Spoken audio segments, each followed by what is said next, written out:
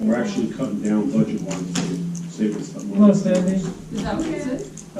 There's printers now. That, I actually think this is awesome. I've never seen it before. one of my work has it already. It's coming out for printer, it disables it. Yeah. Brilliant. And what it does is it Yeah, the copier does it. It's I haven't been in an office in a really long time. Been a lot of touch. This is so cool. Little thing from like, not really. It was pretty cool when we first got it. Yeah, now you're like, it's old news to get with it. I still use the traditional staple. You have your so pretty. You have your phone.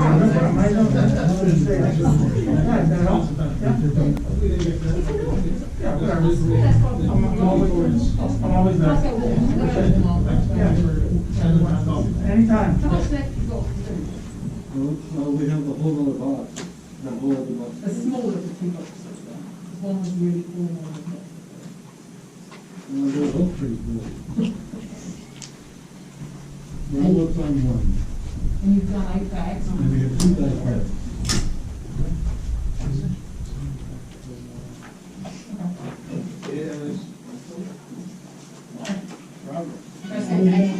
This kid's there now. Get in the center of the picture room.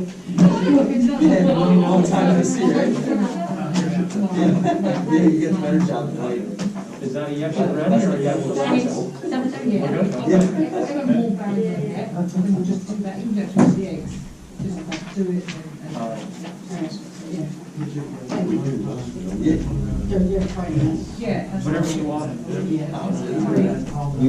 I'll have to take that off to start. I think the font's right, guys. Good evening, everybody. We're going to get started. This is the March 11th, 2021 monthly meeting of the East Amwell Township Committee. Krista? In compliance with the Open Publics Meeting Act, this is a regular scheduled meeting pursuant to the resolution adopted on January 4th, 2021, with a meeting notice published in the Hunterdon County Democrat issue of January 14th, 2021. A copy of the agenda was forwarded to the Hunterdon County Democrat, Times of Trenton, Star Ledger, Courier News, posted on the Bulletin Board and Township website, filed in the Township Clerk's office on March 9th, 2021. Mr. Castellano. Here.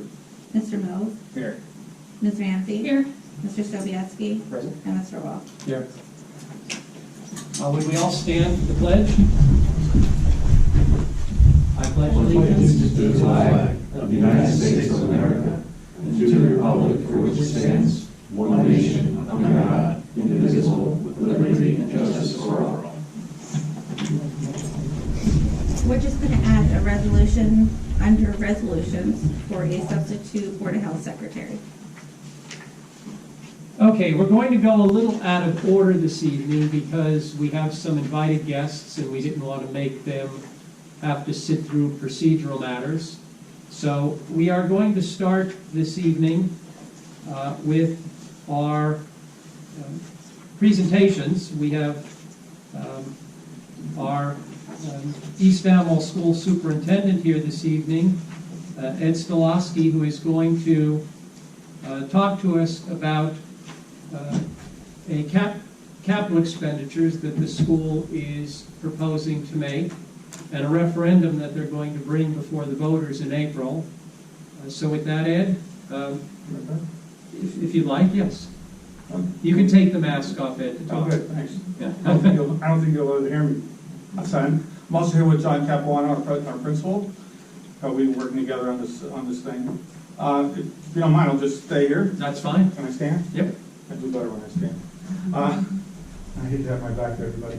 As you may or may not know, the district is obligated by the state to have a 5-year long-range facility plan. And that plan would contains all the projects that we think may or may not have to happen to the school. So we have to look down the road 5 years and say, well, what will we need or what might we need? And if we don't put that in the plan, then it's very hard for us to get that approved by the state if something happens that we're not aware of. In that plan are many items, and including things that we hope never happen, but in case they do, we're ready for them.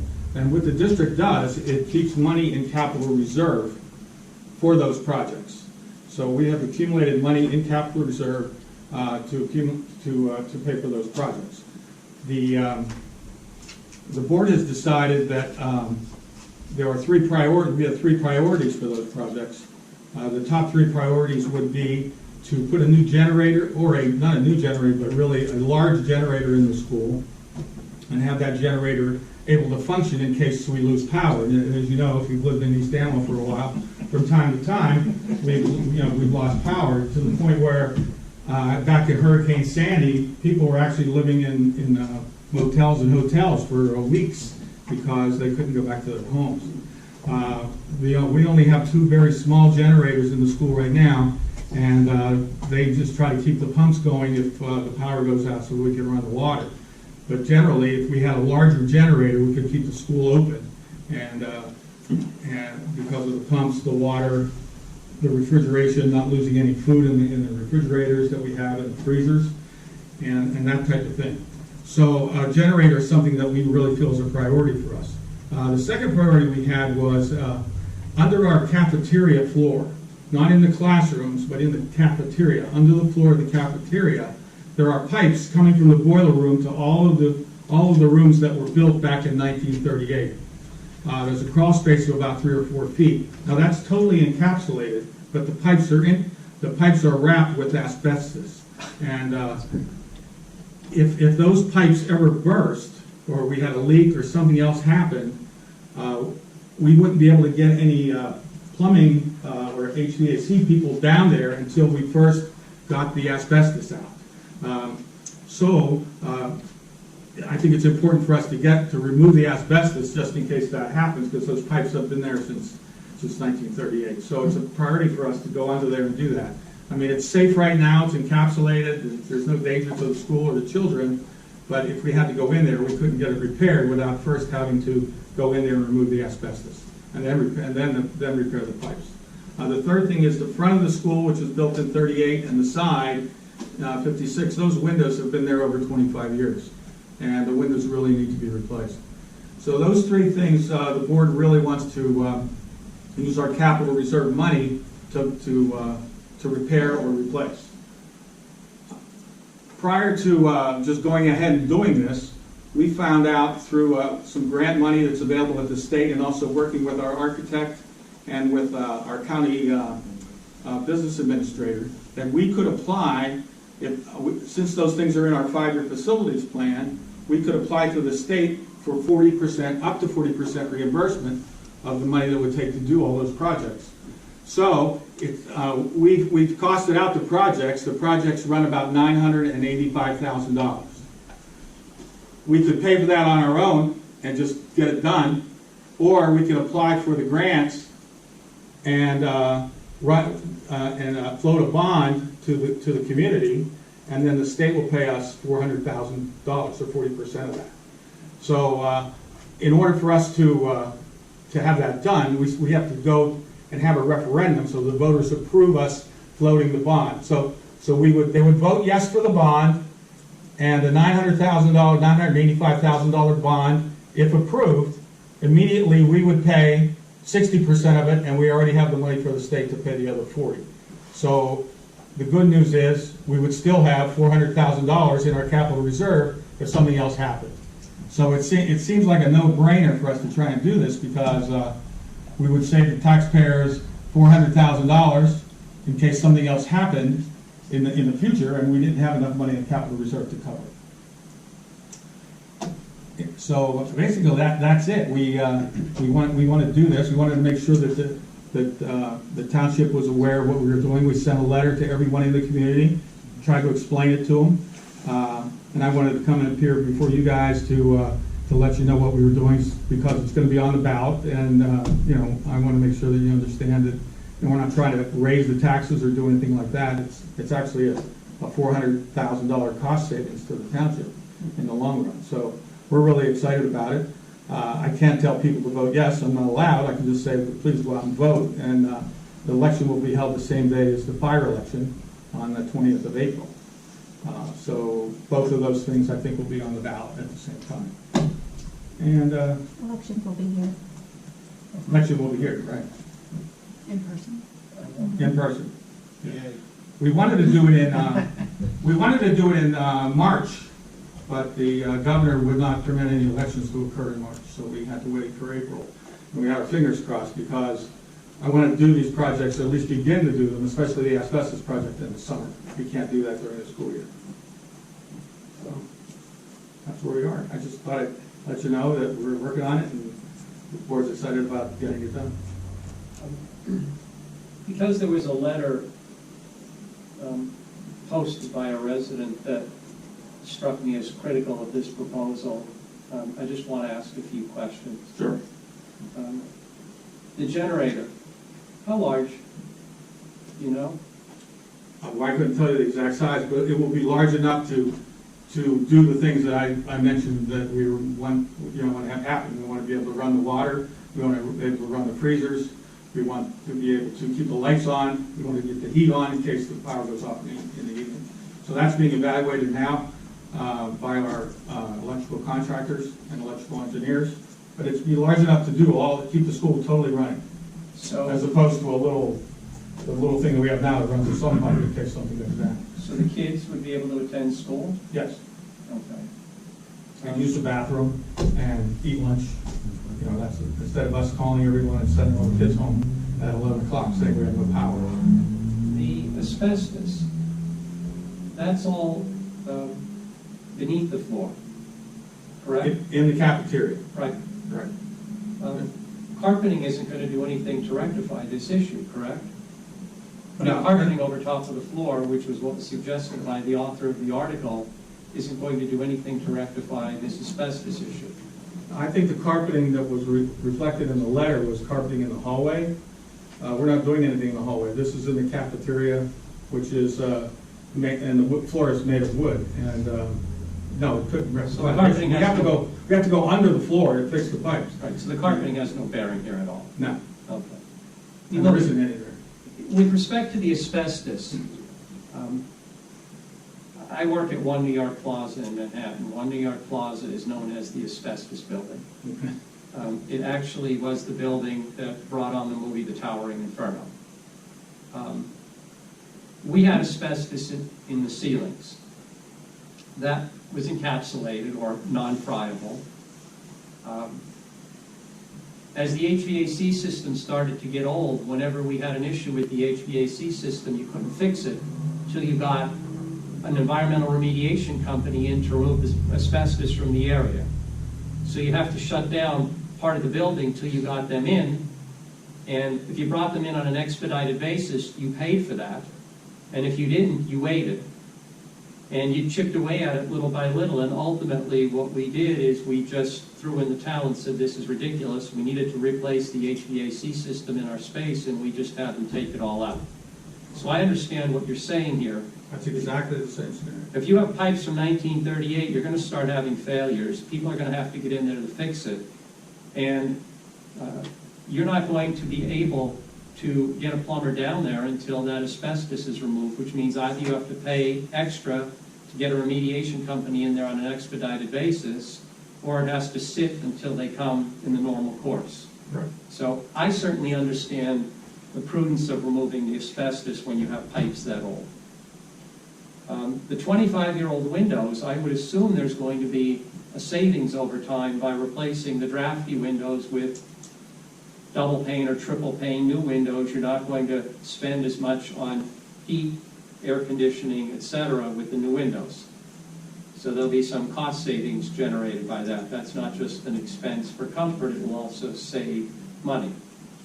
That is exactly why the board prioritized that as one of our top 3 projects. I'll also say, for what it's worth, as you know, I've visited the school a number of times for events. Kathy and I go, and when we do, I walk through the school, looking to see if there are what I would view as frivolities, money spent for things that really weren't necessary. Is the school wasting taxpayer dollars? I haven't seen one frivolity in that school, not one. The school is old, for the most part, except the new addition. The school is old. It's clean, but it's old. There's nothing frivolous in that school. I have yet to see anything as I walk around that I would say, why did they spend money on this? And Kathy will tell you, we've walked those halls just looking. So, from my own perspective, I don't see anything in this proposal that strikes me as frivolous or unnecessary. My experience with the school is that you don't waste money. And what you're doing works. That's why you're a blue ribbon school. So, for what it's worth, I say bravo, you're saving the taxpayers $400,000. Commended for doing this. So I was a little disturbed by the critical letter. I think people have the right to express their views, but there should be some accuracy in the views, and I think that letter was inaccurate in a number of respects. But in any event, I just want to say, my own view, I commend you for what you're doing.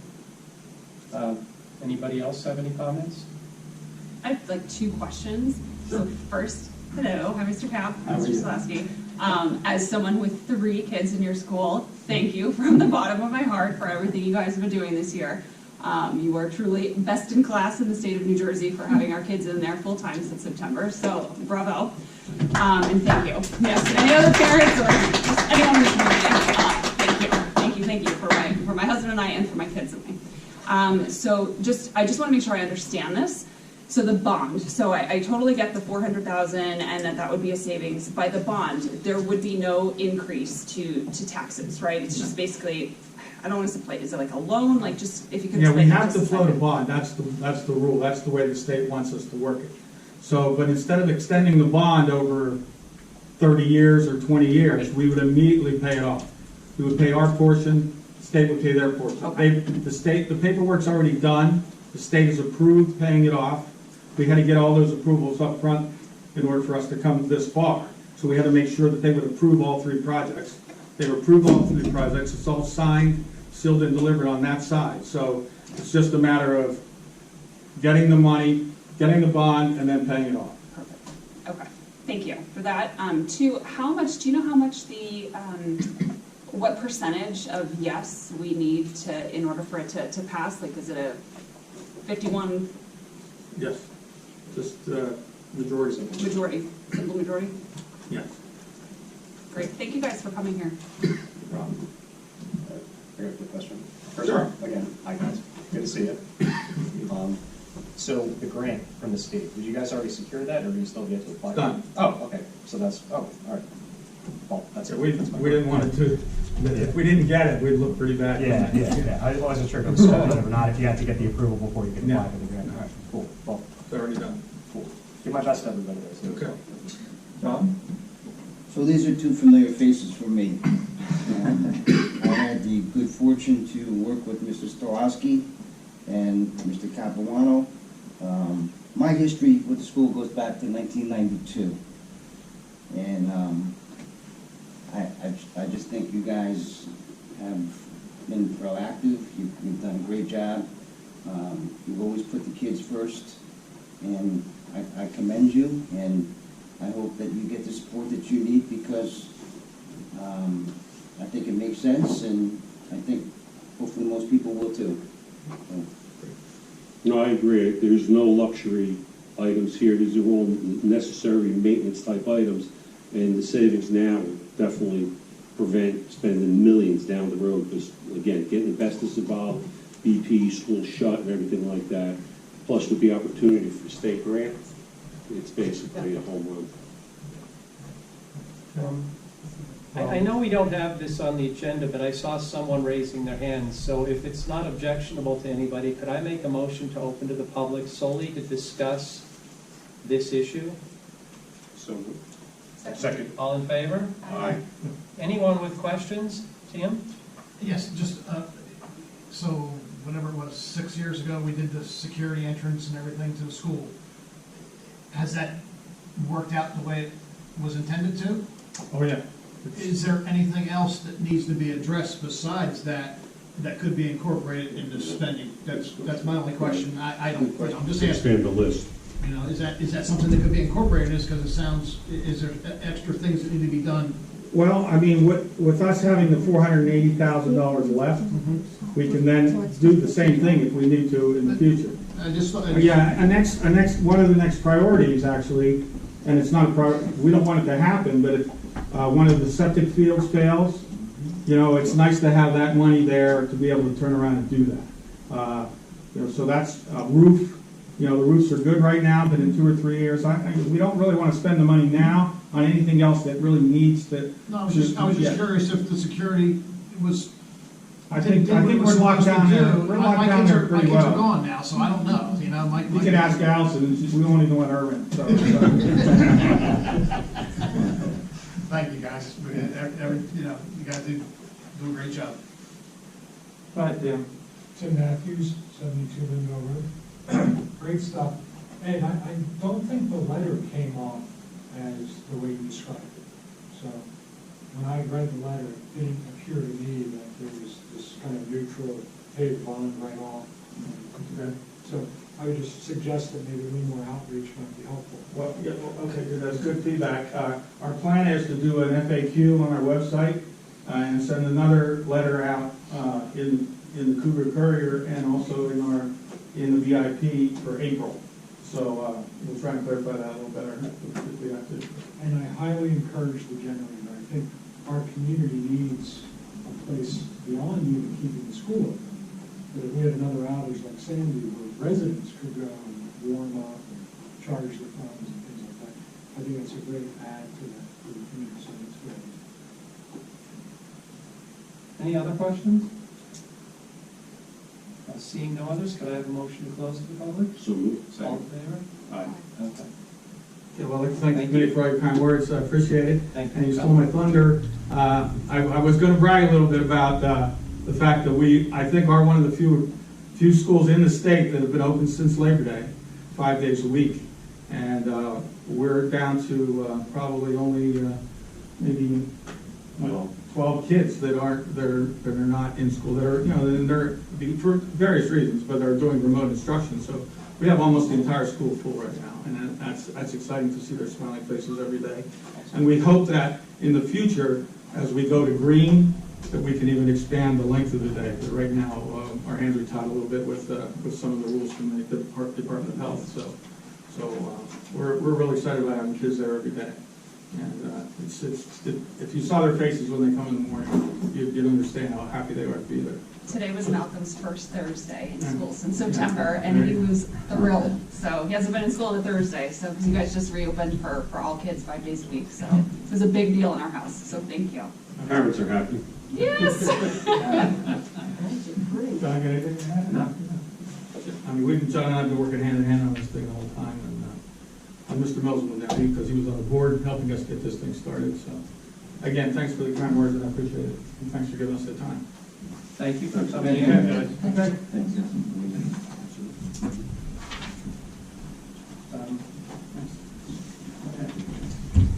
Let's do Sandy, then we'll do the resolution. Okay, next, we have an interview. We are going to interview Sandy Ostrander for our Parks and Recreation Committee. Sandy, would you like to come up into the interrogation seat? Sure. Do you want me right here or? Wherever you're comfortable, Sandy. Okay. No, how about right here? That's fine. How about right at the wall? That's fine. I know Sandy because the signs around the township in 2016, Wolf and Ostrander. Sandy's husband was my running mate and was on this township committee from, I guess, 2017 to 2019. I don't really have questions for Sandy because I know Sandy quite well and was absolutely thrilled when she offered to volunteer for our Parks and Rec Committee, but we have some people on the committee who may not know Sandy very well, and we wanted to give them the opportunity to ask questions. Anybody have questions for Sandy? I think the chairperson of Parks and Rec is pretty please difficult. ask me. I came all the way in here. hear the chairperson of Parks and Recs is difficult. Are you going to be able to work with her? That's why. The chairperson, I think so. I think so. No. Perfect timing. Actually, one of the reasons why I wanted to work on the Parks and Recreation Committee is, first of all, I wanted to volunteer some time back into the community and give back a little bit. I pop up every now and then at the recycling depot, usually unannounced, or, you know, the day before I'll tell Allison, why don't you take a break and I'll cover it for you. But it's been really scattered, and so anyway, the last 3 or 4 years, things have lightened up a little bit with my personal family matters that I was dealing with, and I really find myself, I have some additional time, and I wanted to give back to the community, and I think the Parks and Recreation Committee will be a really good fit, because I use the park all the time with my dog and my husband and my daughter, and I think it's really important, especially in this day and age, for the community to really be able to come together and find activities and things that bring us closer together. You know, we seem to be so divided all the time, and to do it in a more social setting. So I thought this would be a good way to do that. It warms my heart when I see you pull into the park in your car and you let Kevin and the dog off their leashes and they run through the fields. It's so nice. Yeah. So Sandy, I'm on Parks and Rec with Allison and with a bunch of other amazing men and women. Do we have any men on Parks and Rec? No. All right, so a bunch of amazing women, and I know Sandy as well. So I'm so excited that you're here, and I hope that you join us. It's I've only been on a few meetings, but it's great fun, and a lot of things get done in Parks and Rec. So we could use some more bodies. Thank you. Okay, sounds good. Normally we deliberate and get back to people in a few days, but I don't know. Do we have a need to deliberate here, really? Yeah. So, are we okay appointing? Everybody okay? You're on. Okay. Sandy, thank you. Thank you. All right. I'm really glad that you have some time, and Okay. it's terrific to see you again. All right. Well, thank you. I'm glad to help Thank you. out. Take All care. right. Take care. Okay, next on the agenda is purely a procedural matter. Last month, was it last month or the month before? Last month we honored Michael Rowe for achieving the rank of Eagle Scout, but in our exuberance to rush down and have our pictures taken, handing him the framed resolution, we never actually adopted the resolution. Yeah. So he's carrying around with him an illegal resolution, which is in New Jersey punishable by 60 days in prison. So Krista would like to rectify this. Could I have a motion to approve the resolution that we supposed to pass last month, honoring Michael Rowe for achieving the rank of Eagle Scout? So moved. Second. Any comments? All in favor? Aye. Anyone opposed? Terrific. Okay. Announcements. 2021 dog licenses are now overdue, so anyone who has not obtained their dog license will incur the late fee of $25. I am hoping we don't have many residents who are in that boat. Based on the look Krista just gave me, I suspect we do have a number that are in that boat. Hunterdon County is going to hold its electronic waste cleanup day on Saturday, March 20th from 9 to 1 at the county complex. We had an electronic waste day, not this past recycling depot, but the one before that, and it was very popular, and we expect to do them again. This next announcement is very important. The Amwell Valley Fire Company is having its drive-through Easter Bunny breakfast on Sunday, March 28th from 7 a.m. to 11:30 a.m. at the firehouse. This is a great way to come out and support the fire company. So I encourage residents, come out. You don't sit in a long line. It moves very quickly. It's a neat event. Obviously not as much fun as doing it live, but we have to do the best we can. I commend them for trying to keep things as normal as you can in this abnormal environment. So try to go. It's a nice time. Parks and Rec Committee. They have a number of events coming up. The annual Easter egg hunt is on Saturday, March 27th, starting at 11 o'clock at Clawson Park. Really glad that we are able to do that this year. I've been to, I believe, at least 2 previously, and they are a lot of fun. Just do not get between the kids and the eggs. The first time I started it, I made that mistake and nearly got trampled. So stand clear.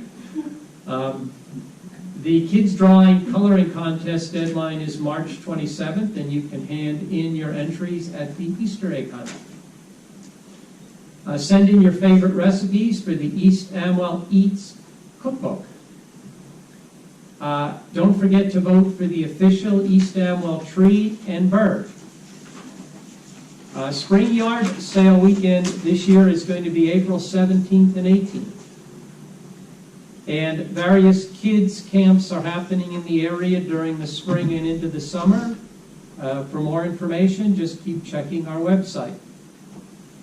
The Grange has their flea and anything market on April 10th from 10 a.m. to 2 p.m. That'll be an outside event. That's another event I would strongly encourage people to try to attend. The Grange does a lot of good things for this community. They're a small group, but they're hardworking, and they really do very good things. So try to support them and stop by the Flea and Anything Market. Again, it's April 10th from 9 a.m. to 2 p.m. Our municipal offices will be closed on April 2nd in observance of Good Friday. Well watering testing kits from Raritan Headwaters will be available for purchase at the municipal building on April 5th through the 9th from 9 a.m. to 3 p.m. with evening hours on April 6th from 5 to 7. Recycling committee news. We have some events there as well. The roadside cleanup day this year will be on Saturday, April 17th. The annual Spring Cleanup Day is going to be on Saturday, April 24th from 8 a.m. until noon in the municipal parking lot. So if you have junk you want to get rid of, bring it that day in a car, a pickup truck, whatever. And we have Raritan here, and they have Packer trucks, and it gets crushed up. It's a good way to get rid of your junk. If you bring anything that's good, we find a home for it. We don't crush it up. The shredding day, our first shredding day, I believe, at least in many years, is going to be at the next monthly recycling depot on Saturday, April 3rd from 9 a.m. to noon. So if you have shredding, bring it in boxes, bring it in bags. We will have a professional shredding truck here that will shred it for you so you don't have to sit for hours feeding sheets into a small shredding machine. It's free. And it's free. There is no charge for the shredding. The recycling committee is now accepting batteries at the recycling depot. There are guidelines that are posted as to what they can accept, and certain batteries have to be taped. Basically, we're accepting small household batteries. We're not accepting car batteries, ATV batteries, but your A's, your C's, your D's, etc., the little tiny dot batteries or button batteries, those sorts of things. We had our first battery recycling at the last recycling depot. We had a box that holds 43 pounds. We just about filled it in 3 hours. We got a lot of batteries. That's 43 pounds of batteries that are not going to go into a landfill. So we have another box over there. Anybody who's interested in sponsoring a box, it's $65. Allison Castellano and Mark Castellano sponsored the first box. Kathy and I are sponsoring the second. Sue Cadlick is sponsoring the third. And did Mike Petrus sponsor? Mike Petrus is going to sponsor a box. And we have a couple of other people who are potentially in the queue for sponsoring boxes. But if anybody is interested in sponsoring a box, it's $65. And it's obviously for a good cause. The Recycling Committee is partnering with Old York Cellars for a collection of corks. Old York Cellars will be announcing a cork craft contest on Earth Day, April 22nd, with prizes. Are we going to post information on the website? There'll be information on our website about that. Acknowledgements by the mayor. This is the part of the meeting where I like to acknowledge people who have gone above and beyond the call of duty over the last month. The people who worked the recycling depot last Saturday, it was a nasty day. It was cold. And we were very busy. We wound up getting over 100 cars, so it was a very busy recycling day. It's hard work working that recycling depot, particularly when you get a large number of vehicles, because we unload the vehicles for people. So when they pull in, we unload their recyclables and put them in the dumpster, put their cans back in their cars. It's hard work in nice weather. It's even harder work when it's very cold and windy, which it was on Saturday. So to everybody who worked the recycling depot, thank you. Our DPW had a bit of a rough month with the weather, and just when they thought they were seeing daylight and hoped that the snow is behind us, they're now out there filling in the Kabillion potholes. And we have a lot of potholes. This winter was really bad on the roads. So our DPW is doing the best they can. Understand that they're filling the potholes with cold patch, which is not ideal for filling potholes, but it's the best you can do at this time. So they fill a pothole, ultimately that cold patch will come out. They'll try to stay on top of it as best they can until the weather's warmer and they can do better fixes. So exercise a little bit of patience. They're doing the best they can. We're a small community in terms of population, but in terms of linear mileage of roads, we have a lot. So there's a lot for the five guys to do. So I'd really like to thank our DPW for the hard work that they've been doing. And I'd like to thank our first responders for continuing to do events like the Easter Bunny Breakfast. Throughout, they've tried to maintain as much normalcy as they can, given the constraints we're subject to. The kids like these events, and quite honestly, I haven't been a kid for many, many years, but I like the events too. I enjoy going to them, so I'd like to thank our first responders for volunteering to give us some normalcy. Okay, with that, I'm going to get to now some of the really boring stuff. Let's approve the minutes. We have several sets to approve this evening. Could I have a motion to approve the January 2021 special meeting minutes regarding our farm project? So, second. Any comments or questions? All in favor? Aye. Anyone opposed?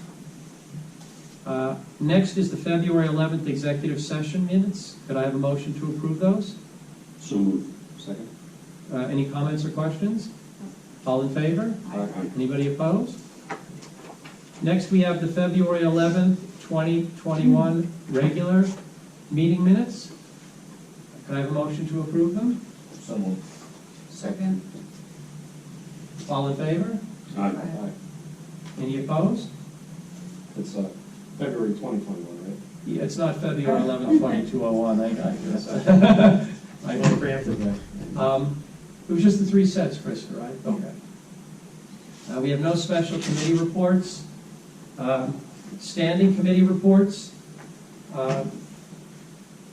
The mayor has the unilateral ability to appoint people to the planning board, but that's not the way we've been doing things. We bring these appointments to the committee. So last month, we interviewed Angelo Provisa and decided to appoint him, and we just want to confirm that officially. So could I have a motion to approve Angelo to the planning board? So moved. Any questions or comments? All in favor? Aye. Anybody opposed?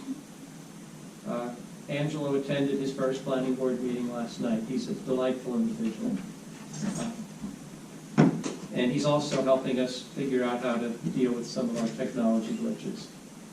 So maybe we'll even be able to have some better technology. You volunteer and you have a talent, we'll suck the life out of you with respect to that talent. Yeah, so we get what we can. We scrounge to try to get done what we can get done without spending money. Okay, next, open to the public. Can I have a motion to open to the public? A motion to open to the public? Second. All in favor? Aye. We are open to the public. Anyone like to speak? Come on up, or from back there, wherever you'd like, and you can drop your mask. Hello, Chief Patrick Eckert, Amwell Valley Ambulance Corps.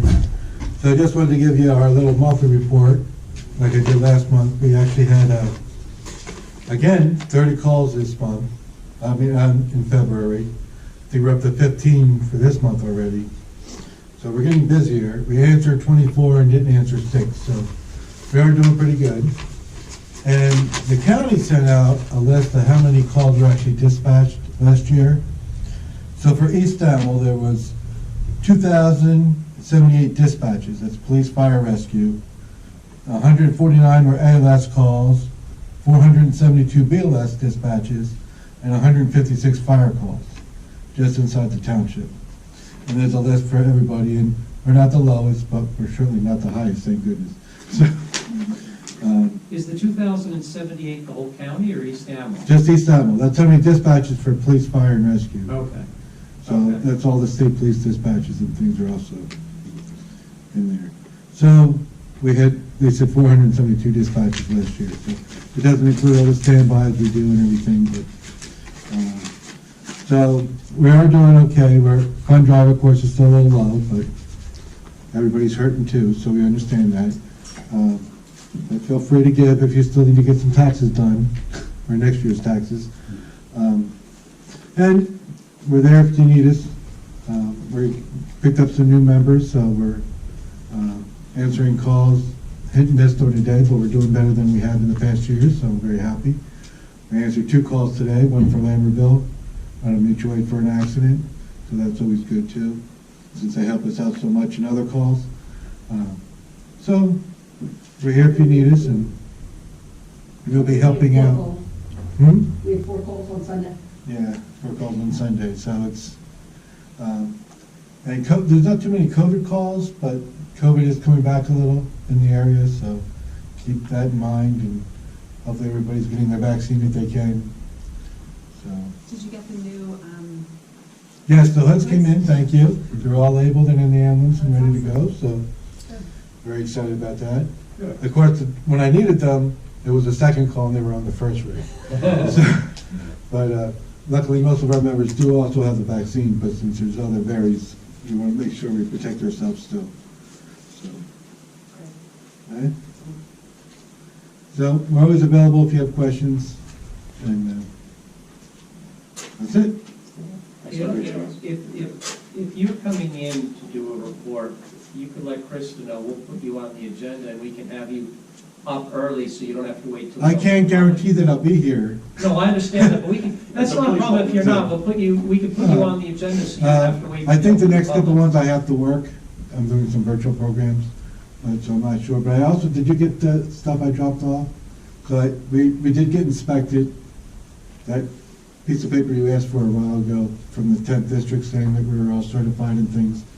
I finally figured out where to find that on their website. So I dropped that off, and so we're all in good standings. So If we wanted to do a CPR class for residents, is that something that could be done, not right now with the COVID, but maybe when things are a little more normal? Yes, we're actually talking to the church about that.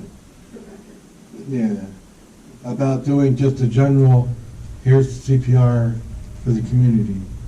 So we have several CPR instructors, so we should be able to do something. Right now, we're only doing the ones we have to do until these ease up a little, so. As you get older, you think about those kinds of things.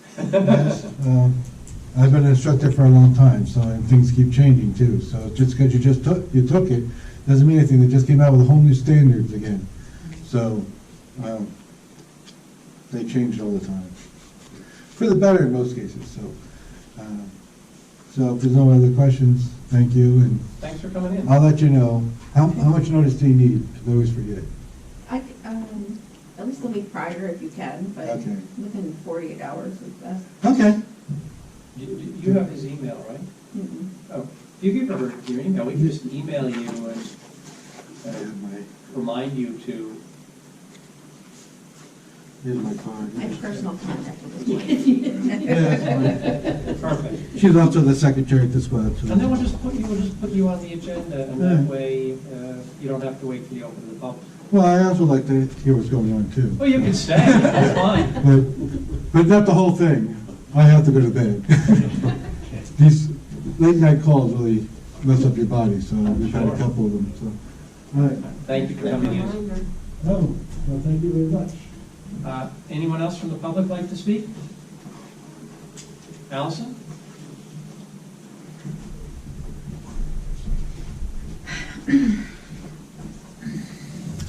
Alison Castellano, 9 Prole Court. Just a couple of things, I'll be short this time. In addition, I've got an additional thing that's going to go on in the park this month, we're in March.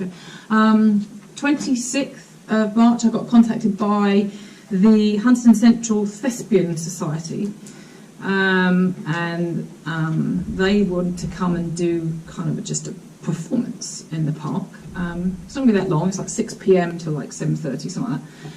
So it's the Thespian Society are going to come and just do a thing, and you know, I think they do something every month, but they're going to do it in different locations or different themes, but they're going to do a performance. So I will advertise it, but I thought I'd just mention that because it's additional to what we had on there.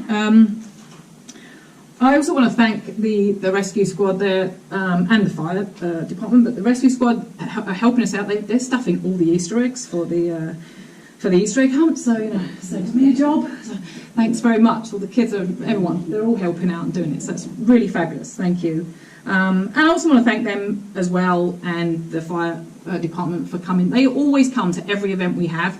They're always there. The kids love to see them. They love to see the trucks and everything, and they love to see them. And I think it's great. They come to every event, and we really appreciate the support that you show for us. So thank you. And then on to my not so favourite subject of the month, the recycling depot we just had. In that, I don't know if most of you probably saw my Facebook page post, which wasn't very pleasant, but so, you know, as Rick said, all of us that go there and work that are all volunteers. We're turning out on a Saturday morning. I, for one, do not like getting up early on any morning, let alone Saturday, but I do get up early to go to the depot and work that. And, you know, we work there no matter what the weather, and we, you know, we stay there, we get there at 8 and we're doing other things, and we leave by 1 and maybe later sometimes, and, you know, the depot hours are just in the middle of that. And consistently, outside of those hours, people will dump stuff into those dumpsters that is not recyclable. So it's a hard enough task when we're there to sort of educate people as to what does and does not go in those dumpsters, but we also monitor them after the event. You know, the person that's the lead for that month will go on a Sunday to check on the dumpsters. If there's stuff been dumped in them, they pull stuff out. This month was it happens every month, I will say. You know, even when Will Harrison was still on this, at 80 years old, he would tell us that when he was the lead for that depot, he's going on a Sunday and climbing up on the dumpster and pulling stuff out, because he feels that responsibility to not let that kind of trash sit in the recycling depot. He's 80 years old. He shouldn't be doing that, but he felt he had to do that. And, you know, we went there. We went back on Saturday, last Saturday. We turn up to a guy dumping 150 or 60 odd disgustingly muddy flower pots in there, caked with mud. They're already in the dumpster. So we had to go get the ladder out again. Mark had to climb in the dumpster, and we had to pull all these things out and give them back to him because he was still there, and tell him to drop them off at Rutgers, because that's where you can take them if you want to recycle flower pots. They are not recyclable. It's everywhere we have information. It's plastered. I've tried to make everything as detailed as possible for people to understand what does go in those dumpsters. You know, it's costing us money every month to put those dumpsters out there, $330 a month to put dumpsters out there for recycling. But if you throw trash in it, potentially the hauler can just reject the whole load. So everybody's time is wasted. All the residents who've come and done and been responsible recyclers is wasted because of people throwing trash. On Sunday this time, I went, it was Monday actually, I went back and there was a roll of carpet in there. There was at least half a dozen huge curtain poles, fluorescent light bulbs. People tend to also, one other thing classic that people like to do is, for example, you get a new ceiling fan. They'll take the ceiling fan out of the box, they'll install it, they leave everything else in the box, which is the styrofoam, the extra parts to the ceiling fan, the whatever, in the box, and they take it, and because it's a box, a cardboard box, they think they can put it in the recycling dumpster. You can't put a cardboard box full of trash in the recycling dumpster. You've got to remove the trash, and you've got to remove the styrofoam, and it goes separate. We can only take styrofoam during depot hours. You can't just dump it. So if people, you know, are making an effort to turn up there and put stuff in there, do it right. And don't dump trash in there. It doesn't make any sense. People know they are there for recycling purposes. It is not for dumping trash. And, you know, I'm particularly upset about this one because it was a lot of stuff, and, you know, these people come out for their hours, they know what they're doing, they turn up when no one's there. So, you know, we're going to start moving dumpsters close to the building. We've got cameras on the building, we'll have signs out, there's 24/7 surveillance cameras there. And we will be trying to capture people who do this, because why do it? It makes no sense to me. Not just catch them, but catch them and find them. Right. And if it continues, and we will consult with our municipal council to see if we can post names on the website. But this has to stop, because it's really Mark and Allison who are the ones who are going in on Sunday, these dumpsters, to pull all this garbage out. That's not right. And this isn't an accident. People know these are recycling dumpsters. This is intentional. It's not inadvertent. It's just a flagrant violation of the rules. The cameras are mounted out there. We're going to have the dumpsters closer to the cameras. The cameras are night vision cameras, and we're going to start getting the state police to find people. Yeah. Just a quick, have we looked into trying to cover those dumpsters? Is there a tarp or something we can? People put big junk on top of the bags of concrete. Throwing bags of concrete. Found bags of dirt in there this week. Bags of dirt, bags of sheetrock. People like contractors. A lot of times it could be I think it's, you know, contractors at people's houses might even just do a flyby and they let's just throw them in there. Right? They've got bags of sheetrock pieces and wire and all kinds of stuff. And so it's a 6 of one, half dozen the other for that, because when we leave that depot at 12 o'clock on a Saturday, those dumpsters, even though we get like 100 cars, right, coming through on average, those dumpsters may be maybe 30, 50% full, depends.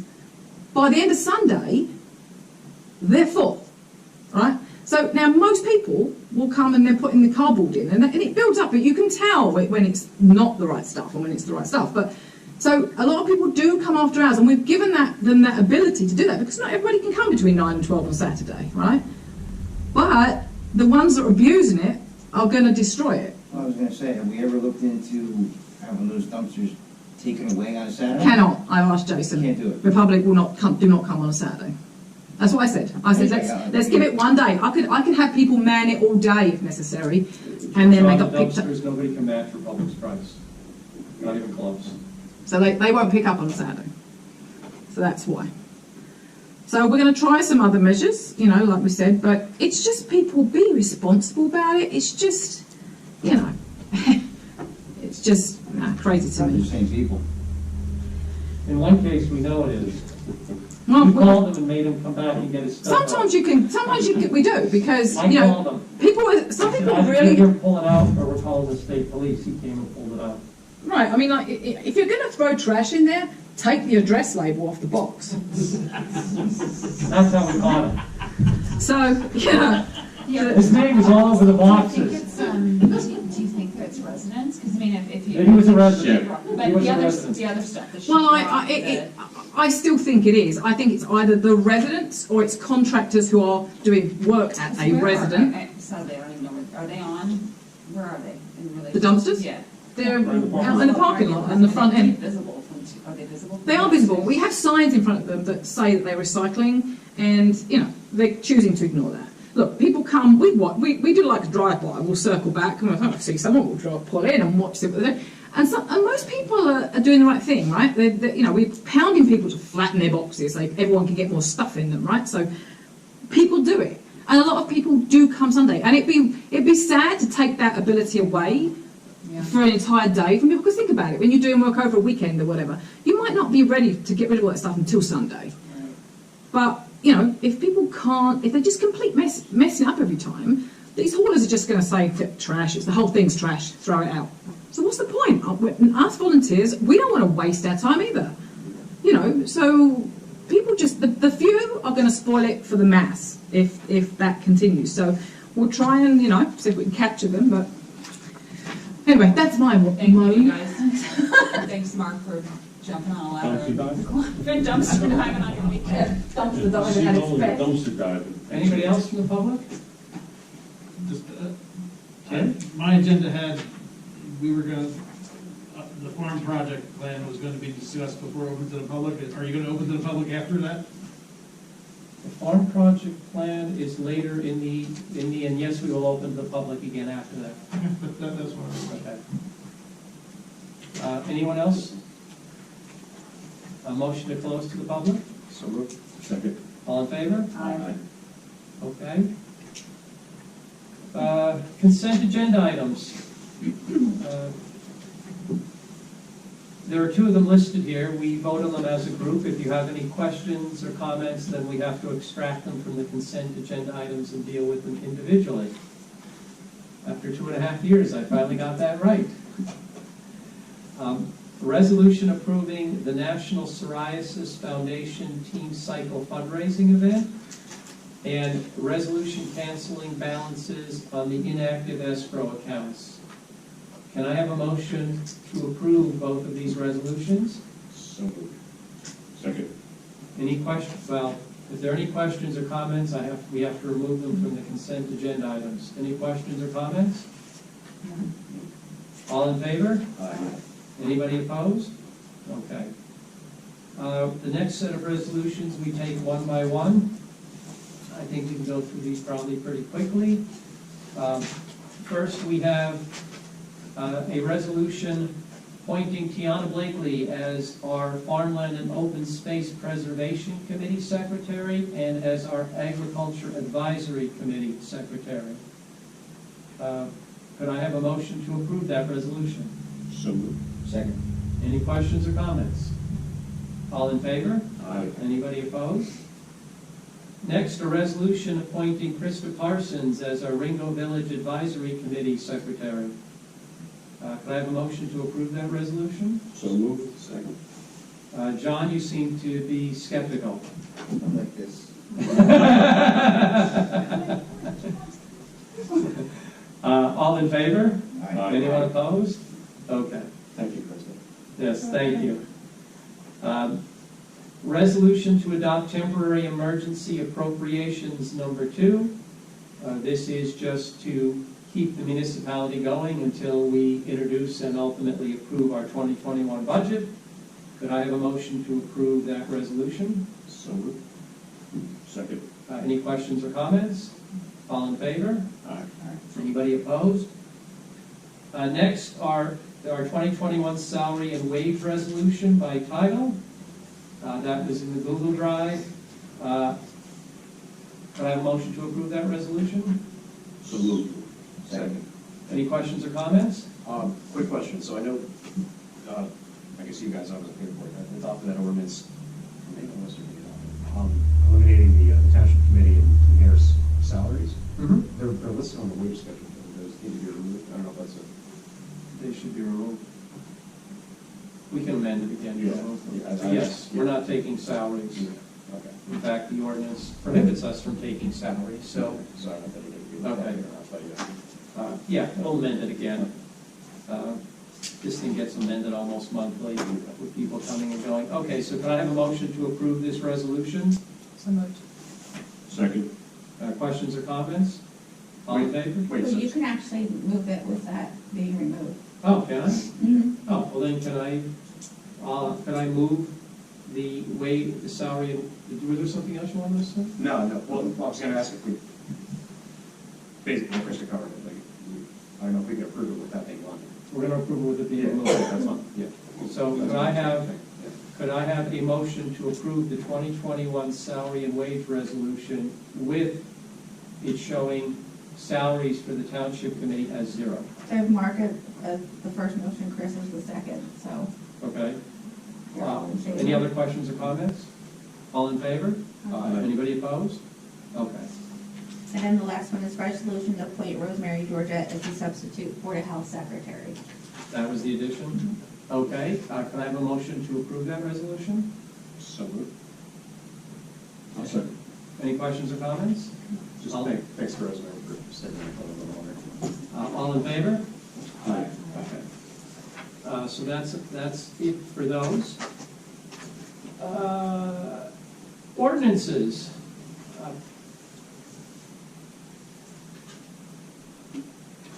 Public hearing and second reading. So tonight, we're doing ordinance 21-06, which is an ordinance amending chapter 43 of our code entitled Affordable Housing to fix an incorrect identification of the counties in Region 3, so it's basically ministerial. Mhm. This legal notice was published in the Hunterdon County Democrat on February 18th, 2021, and it was posted and available to the public since introduction on February 11th, 2021. Do we need to have a public hearing on this? Yes, you have to, I always forget to open to the public. Okay, yeah. Can I have a motion to open to the public? So moved. Second. All in favor? Aye. Anyone from the public would like to ask questions about ordinance 21-06? Seeing no one coming forward, can I have a motion to close to the public? Motion to close. Second. All in favor? I'm like confused about this one. Anyone? Okay, can I have a motion to adopt ordinance 21-06? So moved. Second. Any questions or comments? Roll call. Mr. Castellano? Yes. Mr. Mills? Yes. Ms. Ramsey? Yes. Mr. Sobieski? Yes. And Mr. Wolf? Yes. The adoption notice will be published in the March 18th, 2021 issue of the Hunterdon County Democrat. Ordinance 21-07, which is an ordinance amending the salary and wage schedule. Just so you know, there is an amendment to that. We combined the FOSBIC and Ag Advisory Secretary together. Right. So it's just a minor. Okay, hold on a second. So, It's different. yeah, all right, I got backtrack a little bit. I was confused on that. I thought this when we were doing the resolution on the salary and wage. There's a resolution. Yeah, no, but this is the ordinance. This is what I was looking at when I saw that it reflected the mayor and township committee. We'll note that to Yeah. take it off. But yeah. So, That's what I was looking at. Krista, do you want to read the legal notice? This legal notice was published in the Hunterdon County Democrat on February 18th, 2021, and was posted and available to the public since introduction on February 11th, 2021. Do I have a motion to open the public? So moved. Second. All in favor? Aye. Anyone from the public like to come forward and ask questions or speak about 2107? Seeing no one coming forward, could I have a motion to close? So moved. Second. All in favor? Aye. Could I have a motion to adopt ordinance 21-07? So moved. Second. Mr. Castellano? Yes. Mr. Mills? Yes. Ms. Ramsey? Yes. Mr. Sobiecki? Yes. And Mr. Wolf? Yes. The adoption notice will be published in the March 18, 2021 issue of the Hunter County Democrat.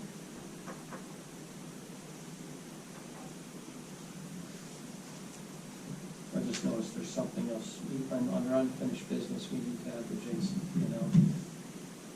I'll come to that after the farm project.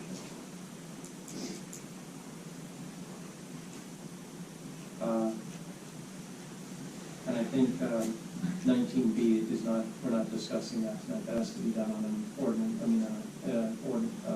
ordinance by ordinance basis. 19B under new business, change the number of members to form a quorum. Okay. Okay, so next on the agenda is unfinished business. We have two items. First, the farm project plan. I don't know that there's a great deal to discuss tonight, but last night there was a planning board meeting at which we discussed the farm project plan. I'm not sure how many of you were on. I believe I was the only one here live.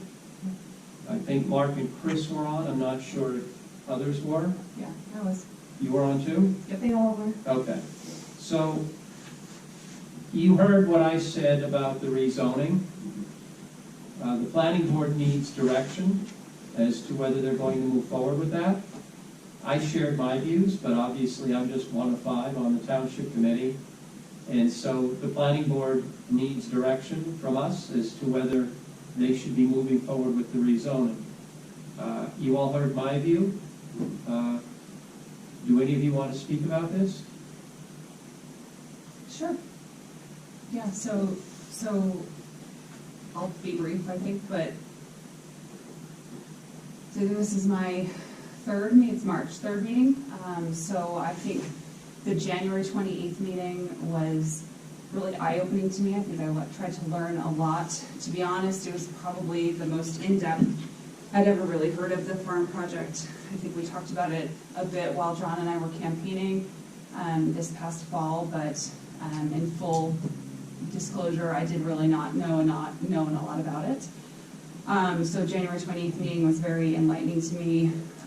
Since that meeting, I tried to reach out to a fair amount of, I would say farmers, but also residents in the township as well. I didn't want to just limit my discussion and my conversation with farmers.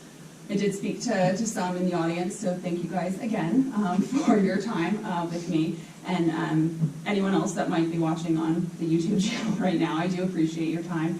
You know, after hearing a lot of people speak, I mean, I thought it was wonderful how many people showed up at the January 28th meeting, how many people have been, I attended the February planning board as well as yesterday's planning board, and I think, you know, there's been a lot of really good attendance from the community and people really voicing their opinions and their objections to the 25-acre. So, you know, I think from my standpoint, the farm project, I would really like to learn more about the other side of the farm project that, to be honest, I don't think we've talked enough about, which is the potential of the farmer's market, of a place to sell, you know, all of the wonderful things being made and grown and you know, manufactured in East Amwell. So I'd like to learn more about that piece and potentially, you know, support the planning board in, you know, whatever direction we want to go on that piece. But for the 25-acre, at this point, I don't agree with it, and I don't think it's the right path for us to be going down from the planning board, and you know, something that the township committee would really need to think about if we were going to agree with, and I'm not there right now. So that's my piece. I would agree with Sarah.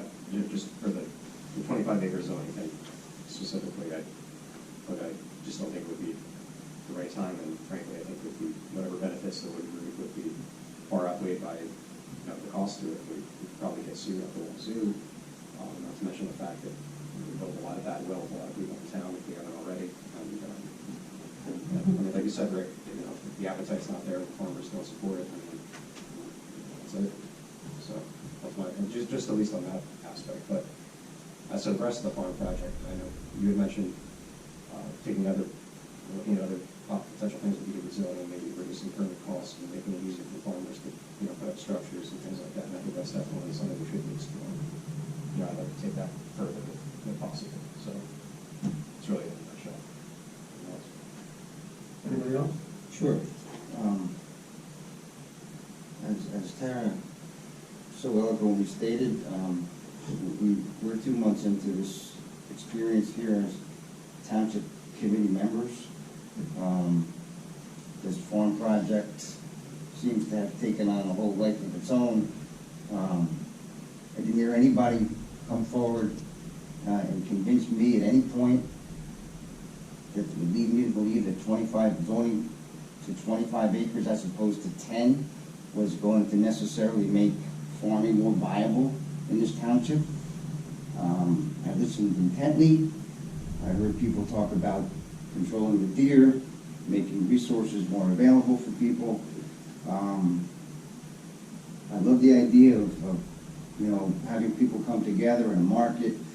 Some people, selling different kinds of things, so we can coordinate efforts where everybody can sort of, contribute to the overall project, if you will.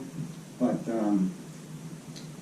it didn't seem very smart to me. We're trying to help farmers, and we sit here and we listen to the farmers speak, and for us not to hear them loud and clear didn't make much sense to me. So I was not on board with the 25 acres by any stretch of the imagination, and I recognize the fact that the farmers, their greatest asset is their land. And, if we were going to hurt any of the farmers, any of those landowners, I was not on board with that. That is their 401k, that is their Roth IRA, that's everything rolled into one.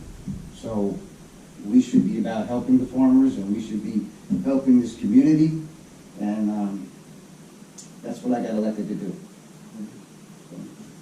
Are we limiting discussion solely to the zoning and other parts of the contract? Well, we'll take a piece at a time, but right now we're talking about the zoning. Okay, well, that's all. All right, as John Tower said, initially I was on board. I thought it was a good idea, but after speaking to numerous residents, everybody agreed that nobody wanted development. The problem lied in the fact of how we were trying to prevent development. So people in that didn't have skin in the game, not really liking the plan.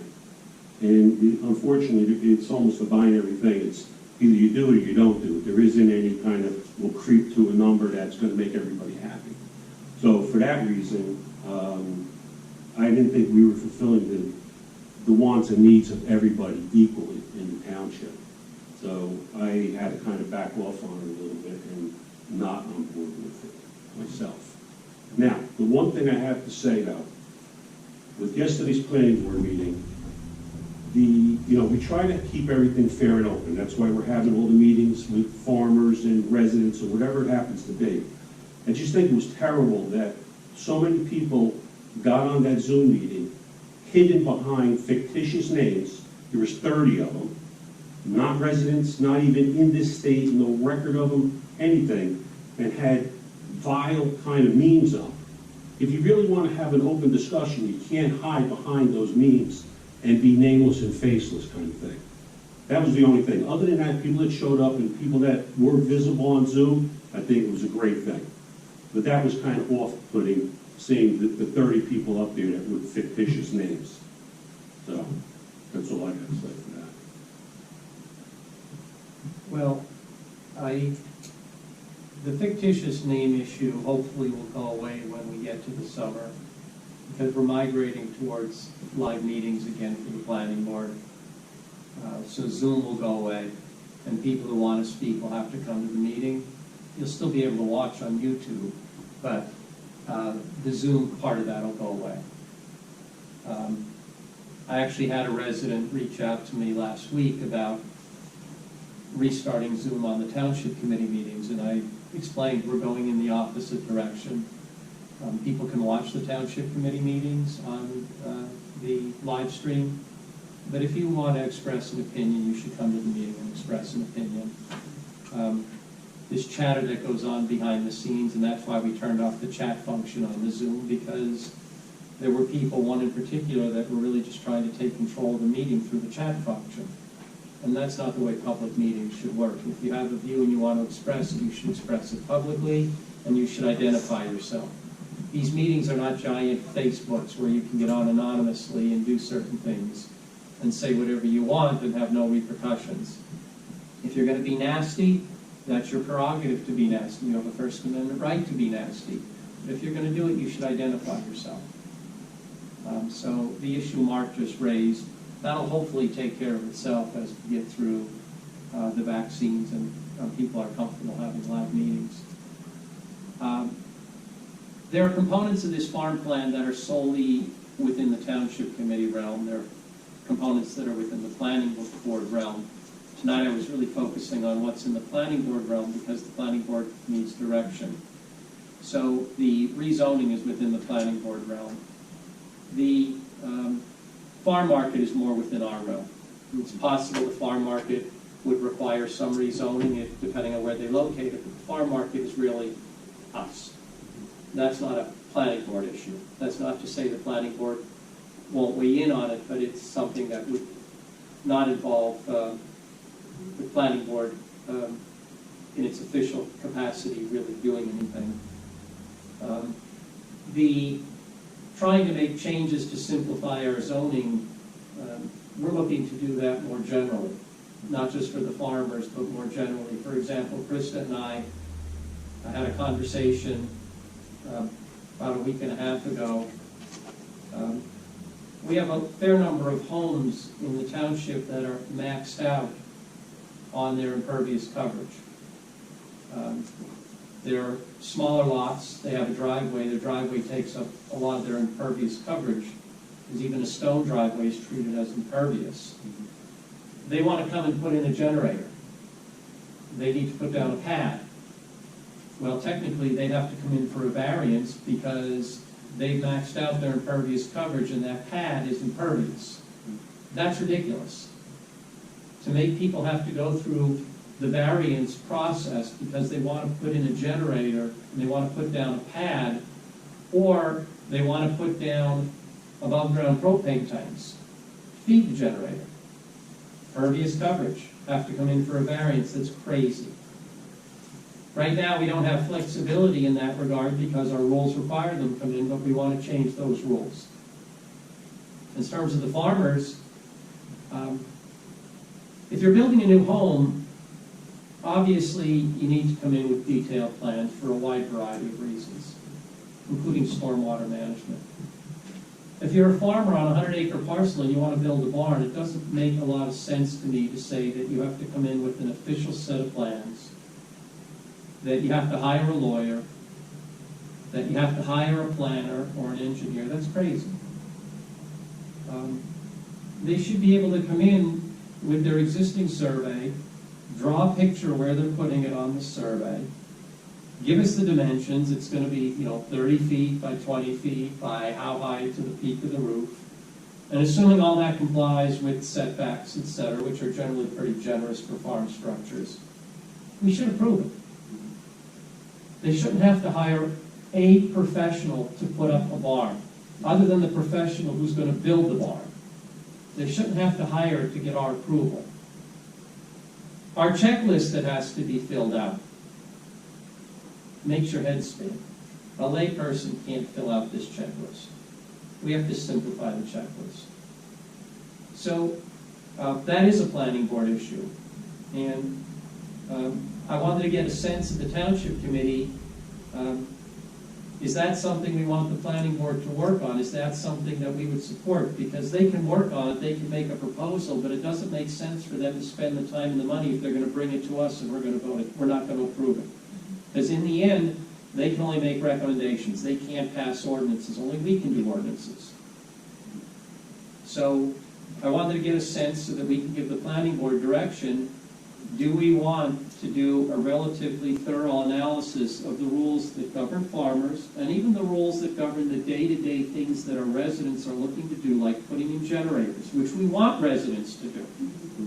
Particularly when you're the mayor, you want them to do it, because when power goes out, you're the one getting the phone calls. And without exaggerating, when, I can't pronounce it, the August power outage, that tropical storm, Kathy will tell you, without exaggeration, I probably got between 80 and 100 phone calls during that 5-day period. Yeah. A lot of people think I have some magical power to get the power back on, that I can pick up the phone and say, hey, get the power back on.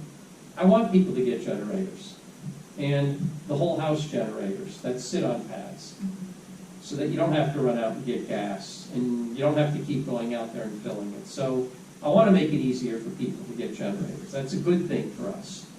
So are we of the view that this is a project the planning board should be undertaking, and if they undertake it, we would support it?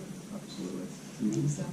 Yeah. Anything to use the burden of the residents, I think that's a no-go for us. Okay. The other thing is this agritourism.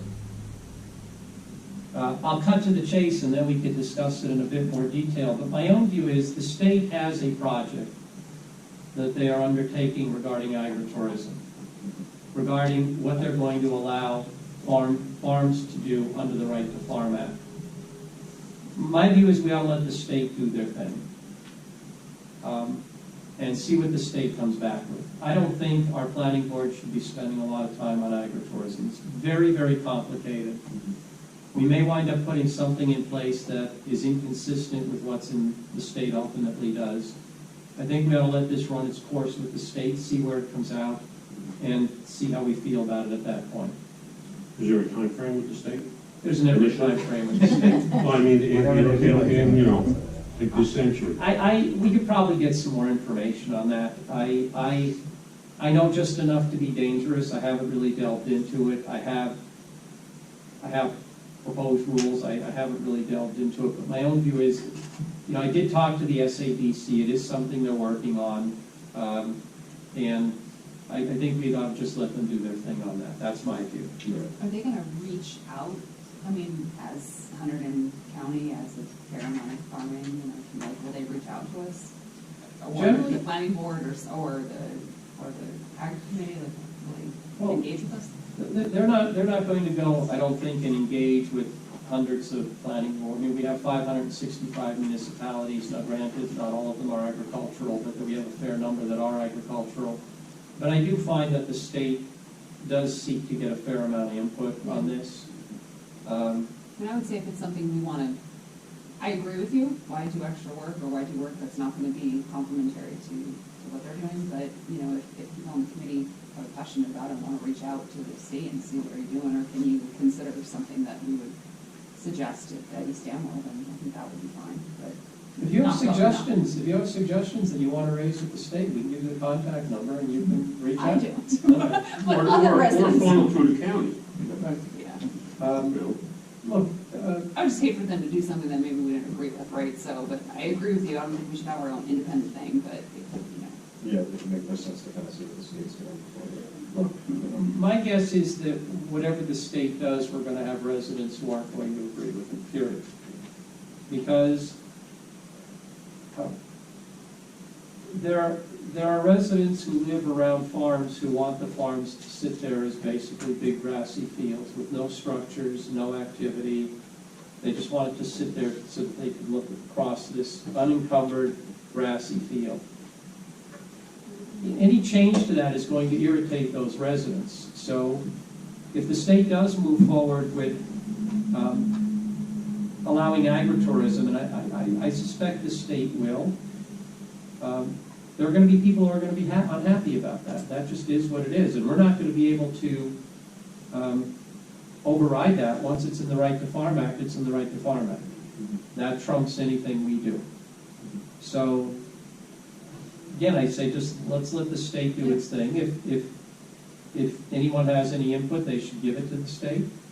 Speaking of which, if someone could send me the number for whatever the contact If you go into the SADC website, into their proposed rules, you can pull up anything that the state is doing that's in proposed form, you can pull up. Just go into this, just the state, the SADC, the State Agriculture Development Committee? Development Board. No, it's SADC. Oh, state, yeah, committee. Committee. Yeah, okay, cool, yeah, because It's the County Agriculture Development Board. The county's the board, the state's the committee. SADC. Yeah. If you just type in NJSADC, you'll pull up their website. I got you. Because I did get feedback. And Whatever you makes want sense is to in there. forward it up to them. Okay. And they'll take phone calls. All right. They'll actually, they actually answer the phone. It's unlike most New Jersey agencies. Yeah, if you reach out, they'll take your call. And if they don't answer and you leave a message, they'll call you back. Which NJEZ has. And if you have any issues, Catherine Fullerton, who was our phosphat administrator and has now moved to the county, she knows everybody at the SADC. You could reach out to Catherine, and she can tell you who to call or get you a call back. But I found them to be very easy to reach. I've called them a number of times on a number of things over really the last 10 years. And I find them generally pretty easy to reach. In terms of the farm market, that's not really a planning board. I personally am skeptical about the economic viability of that. I think it would be very expensive to get something like that up and running. And I also think to have a farmer's advocate, I just don't know where the money's going to come from to pay for this. I think it's a nice idea. But I just question the economic viability of it. And quite frankly, the feedback we got from the farmers at the January 28th meeting and the chatter on Facebook, which I don't do Facebook, but Kathy kind of monitors it for me and feeds me stuff, is the farmers don't really want it. I think some of the small farmers do. I think some of the small farmers are actually very enthusiastic about it, but I don't see how you support something like that with 20 small farmers. And you need a large pool of people, and I just don't see that pool coalescing at this point. My proposal on that front would be to potentially try to reach out to maybe Rutgers or Sweet Valley and see if they might be interested in posting some people's displays there. Maybe instead of us creating some separate entity that's going to compete with them, just going to hurt them. Maybe they would have some interest. At least, obviously that's not going to involve us directly, but maybe we can at least facilitate some kind of. We just have to be careful about a government favoring a particular private business, Sweet Valley versus Rutgers versus whatever. We have to be very, very careful about that. Everybody, we do, we do put local businesses on our website, but we give every one of them the same opportunity. We don't do anything to favor any particular local business. We have to be very, very careful about favoring one business over another. Well, I would say if we were to do something like that, reach out to all.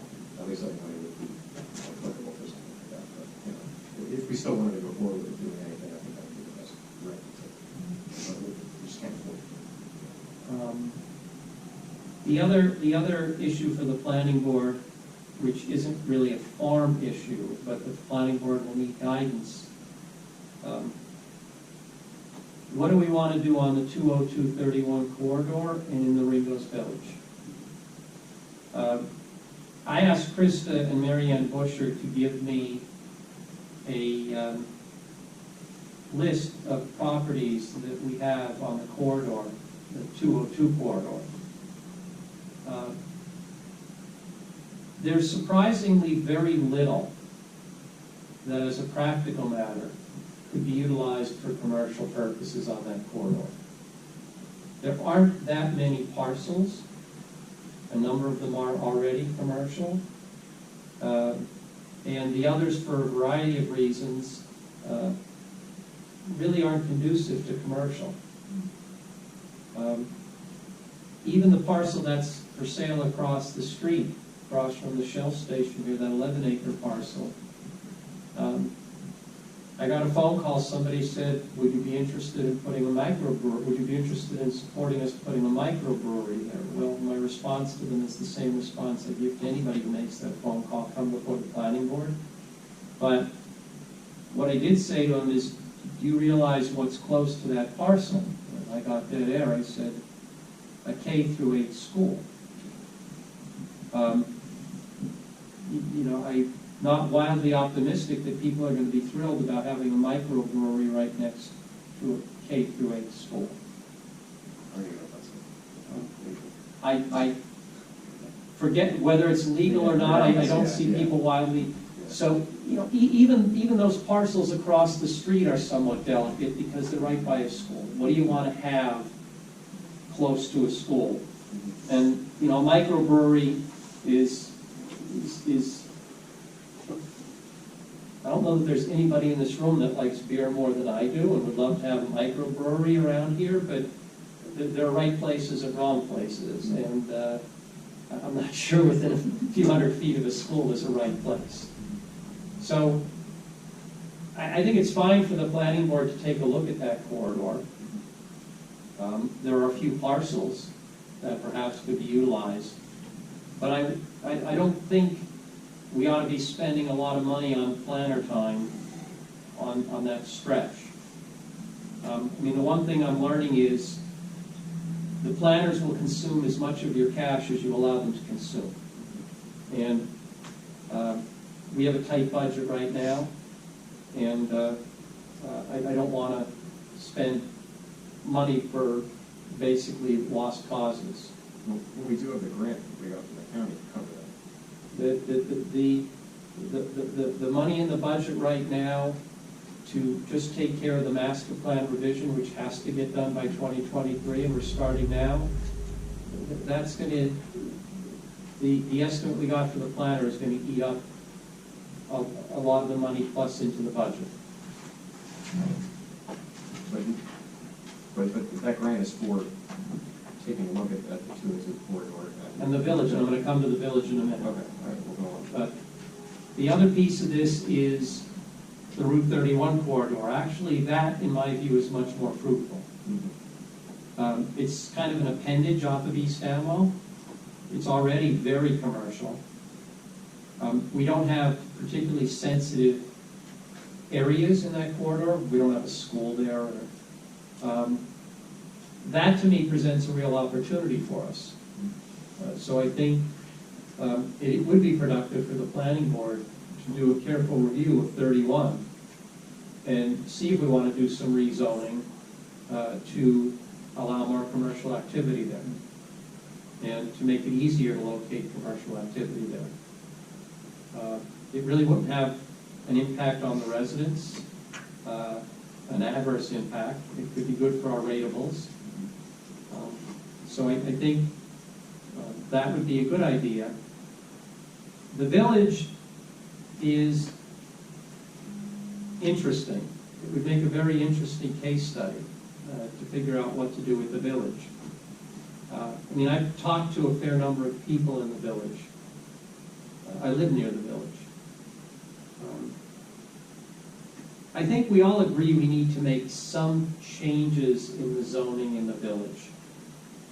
It's extraordinarily difficult for people to locate things in their backyards in the village because the lots are so small. They often have septic running right up the middle. We have meaningful setbacks. I think we ought to take a look at that component of the zoning in the village. What gets more interesting is, do we want to allow additional commercial activity in the village? And if so, how much, where in the village, and what type? Chris will correct me if I'm wrong, but I don't think the residents of the village want high-impact commercial activity. There's enough traffic problems in the village the way it is. We don't have parking. That's not to say we couldn't generate parking by buying the dilapidated property, knocking it down and making it a parking lot, but that's a big project, and you have to say, where does that money come from? unless we can get a grant of some sort. But there does seem to be some support for low-impact commercial activity. I mean, when Mark and I were out door knocking, people seemed to like the idea of a small country coffee shop where you can go and hang out with everybody. Not a big chain, but literally like a country coffee shop. I think people might be receptive to other low impact, like professional offices. I mean, I don't know, what else do you, what do you have to say about it? We have tossed around the idea of turning the bank into a marijuana dispensary. Yeah, I don't, that would not go over. Candace As much as I would love to see that. Wiggum would kill you. Okay. They were actually talking about a microbrewery in the village. Yeah, it's another thing about Look, I just think that would generate too much traffic. well, that's the issue, is the traffic. we have to be careful out here too where we locate alcohol facilities, because I think you have to keep it simple, so like a deli or. yeah, Small restaurant. Yeah. You know, we have country roads, they're windy, you know, people leave those microbreweries buzzed, best case buzzed, sometimes worse than buzzed. We don't want them driving our country roads. That's just a recipe for disaster. But, you know, professional offices, maybe an art gallery, an antique shop, coffee shop. Somebody talked about a farm-to-table restaurant that would specialize in locally grown food and produce, or I should say vegetables and produce. Is that something we want the planning board to look at? Yeah, well, again, we got the money from the county to do just that. Right, but I'd like, I mean, not everybody here was involved with that grant process, and I'd like to get Tara's view, John's view. They're new to this. So I think that's the direction we ought to look. My only concern is I've spoken to some people in the village that, I think you mentioned it, Rick, are just nervous about increased traffic, and they live there, and they don't want bright lights, people zooming in and out, certainly not the microbrewery. I don't think anyone that lives in the village would want someone drinking and then driving their loads home. So I think it would just have to be a balance of like what kind of business could go in there without disrupting people's home life. Because people do live there, right? So that of the few people that I've spoken to, that was the only feedback I got. So I'm not saying don't do anything, but to your point, like maybe businesses or someone that's there, you know, Monday to Friday, 9 to 5, I don't know, right? I think we would have to be careful about, people do live there. It's not a strictly commercial space, it's residential and commercial. Yeah, well, I think anything would have to be commensurate with some kind of change in traffic or traffic calming or something with what's going on there. well, yeah, two things. One, to Tara's point, my own view is I would not put tax revenue over people's health, well-being, comfort. I mean, people move here for the tranquility. I'm happy to consider putting a marijuana dispensary at the end of East Amwell on the 31 corridor. As other municipalities are going to do it, we might as well get the revenue if we're going to have the traffic anyway. But on the other hand, if people in the village said, we want to leave the village the way it is, we don't want additional commercial activity, I think that view ought to be given a lot of weight. It's their home. And while they're only a fraction of the 4,000 residents, they clearly have the most skin in the game. I mean, it was no different than the rezoning.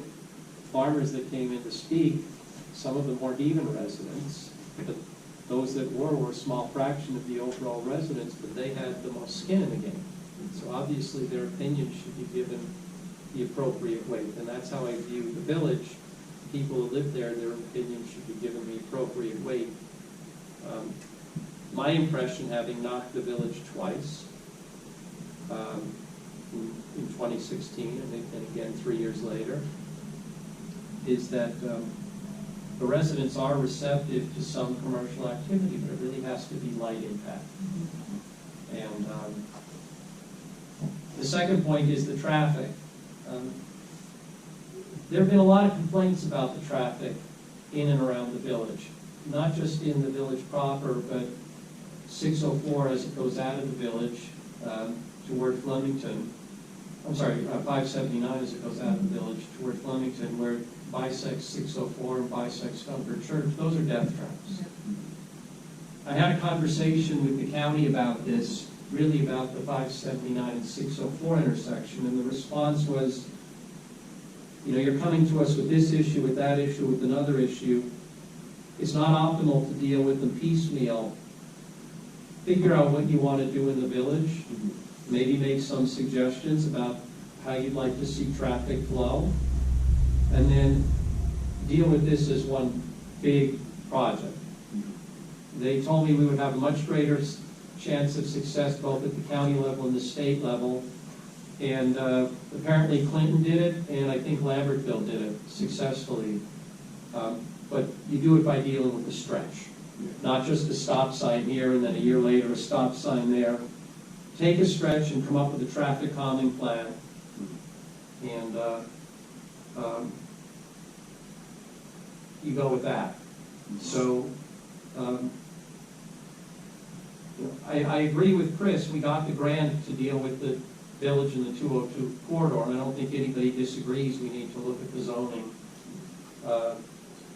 But I just want to, because Tara and John are new and they weren't here with all of this, we three were, you know, are you on board with having the planning board review the zoning on the 202-31 corridor and in the village? So let me just be clear that the grant that we got is actually to cover that. Yes, So to cover, that's what it won't cover, yeah, we will.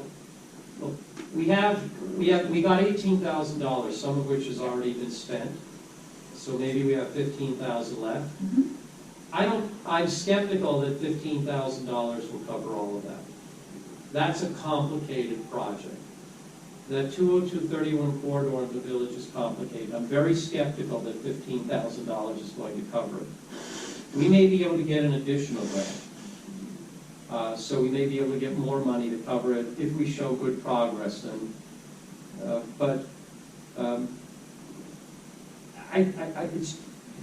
I don't see how we can let the village continue to languish, and we should decide, do we want to take advantage of the potential of particularly 31, or don't we?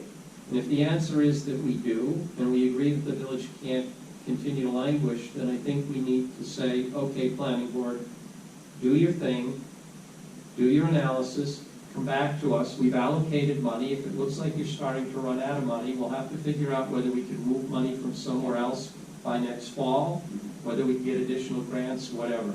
Yeah.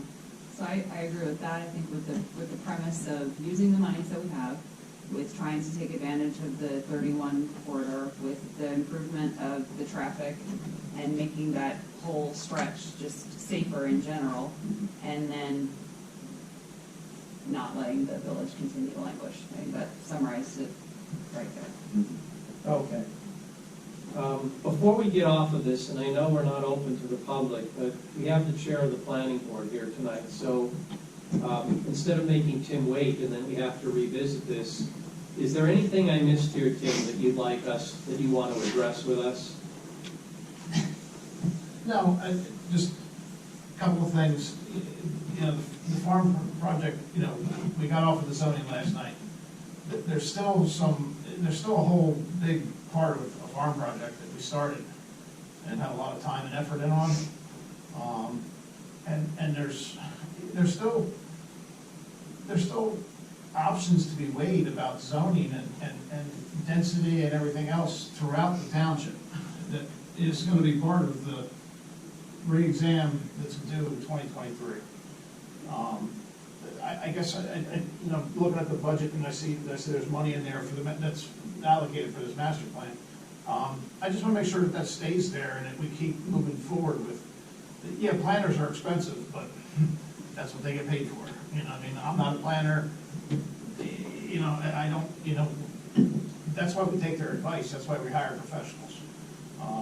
So I just, there's grant money, I don't know if that's part of this 27,000, I'm saying it's for that, I'm not sure where the 18 comes in or where it goes. But there, it's, you know, there's a lot going on in the township in the next couple of years as far as our zoning, master plan and everything else, so I guess for board members are concerned that we want to make sure that we can have our professionals do what they need to do going forward. Just because last night we nixed the 25 acres, we still need to re-examine the zoning throughout. We need to have a professional look at it because it's, you know, the master plan's old, you know, and it needs to be done by the state by 2023. So I just want to make sure that we have the money going forward to take care of business, is all I'm concerned about, I guess. Well, we put a lot of thought into, Mark and I put a lot of thought into how much money would be allocated to the planning board. There is one thing that's not clear to me in the budget, and I need to talk to Margaret about it, how she reflected the 18,000. But right now, there's 27,000 on one line item and 15,000 on another. That comes to $43,000. At $150 an hour for a planner, you have enough there for almost 300 hours of planner time. At 40 hours a week, that's 7.5 weeks of planner time, full time. So there's enough money in there in the 2021 budget for you to have a planner work 7.5 weeks, full time, 40 hours a week, solely on East Amwell matters. That should be adequate. If that's not adequate, I'm nervous. Like I said, Rick, I'm not the professional, so I haven't, you know, we've got a proposal from you know, HGA, and we didn't discuss it last night at the planning board because it ran late and we were having technical difficulties. I couldn't hear my planning board, so we couldn't have a good discussion about it. My concern is that I just want to make sure that we have time to discuss that going forward on the planning board, and that we have the support of the budget to do what we need to do. That's my concern. I went back, actually after last night's meeting, I went home and I pulled up the proposal and looked at it. I think it needs to be modified in light of what we've been discussing. And I think the cost should go down somewhat, since we're not doing the type of work we would need to do for the 25-acre zoning. So I think the cost should go down. But the total on that proposal was 27 and 3. It was 30,000. As I said, we have 27 in one line item, 15 in another. We have 43,000 for the planning board. Well, the one line item is for legal services, so that's not legal services. That's a separate item also. We have 3 items in the budget. So, yeah, so master plan, you have $27,000 budgeted. For the planner, you have 13,400, and for legal services, you have 15. I assume that's for their, I didn't. The legal services is for Yolanda. Yes, so she's 15, so Elena is 13 for her normal duties throughout the year, correct? So That line item is for the normal duties throughout the year. So there's 27 for the proposal to work on the master plan. There's also the 18 grant. I'm sorry? There's the 18 grant, the $18,000 grant. That is about 15,000 left in it. Yeah, but that's not incorporated. It is in another spot on the budget. You don't have the full breakout. So the 27 doesn't include the 18? I want to confirm that with Margaret, but as far as I know, it doesn't. Okay. Let me put it to you this way, Tim. There'll be enough money there. Okay, no, I just, There'll be enough money there. my only thing is just that we've got a lot of time and effort into where the farm project is now. Yes, it needs to be relooked at. I'm not, there's, I think the 25 acres distracted the planning board for several meetings now. Now we need to focus on what we really need to do as the planning board as far as the farm project after direction from the township committee. But we also need to know that we're working the farm project was part of our re-exam of the master plan too. So it was all being incorporated into one, and that's my belief anyway, that it was all being incorporated into one. And I don't want to see money get lost, that we're working towards a project that is actually due in 2 years. That's all. That's my concern, that's all. Tim, if we don't get the master plan revision done by 2023, we can't enforce any of our zoning ordinances. So we have to get it done. But I went back and looked at her proposal last night, and that needs to be updated, and I think the $27,000 cost will go down.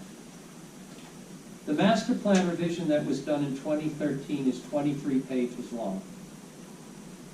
A fair number of those pages are just boilerplate.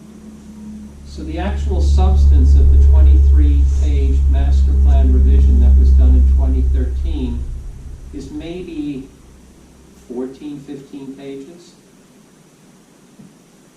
There's not a lot of data that has to be developed to repopulate those 14 or 15 pages with where we are today versus where we were in 2013. It's hard for me to fathom that it's going to take somebody more than 300 hours to do that. On the one hand, we want to let the planning board do what it needs to do. On the other hand, we're already facing a 3.5% tax increase this year, which doesn't make anybody at this day as happy as far as I know. If I'm mischaracterizing that, anybody can chime in. We're not happy about that.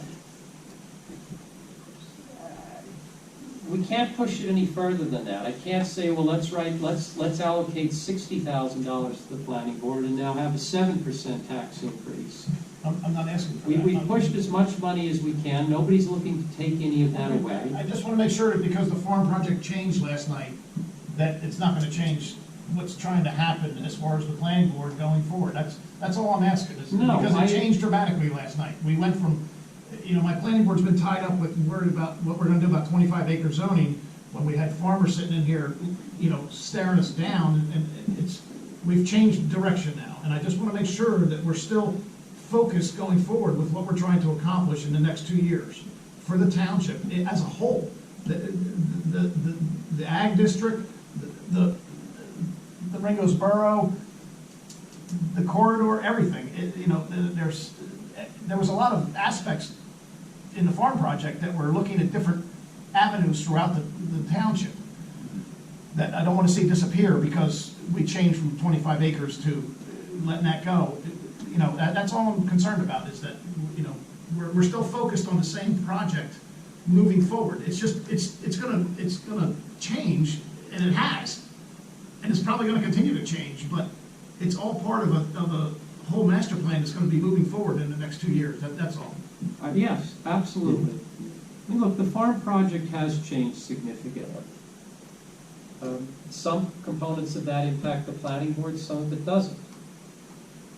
The cooperative doesn't really impact the planning board. No, it doesn't.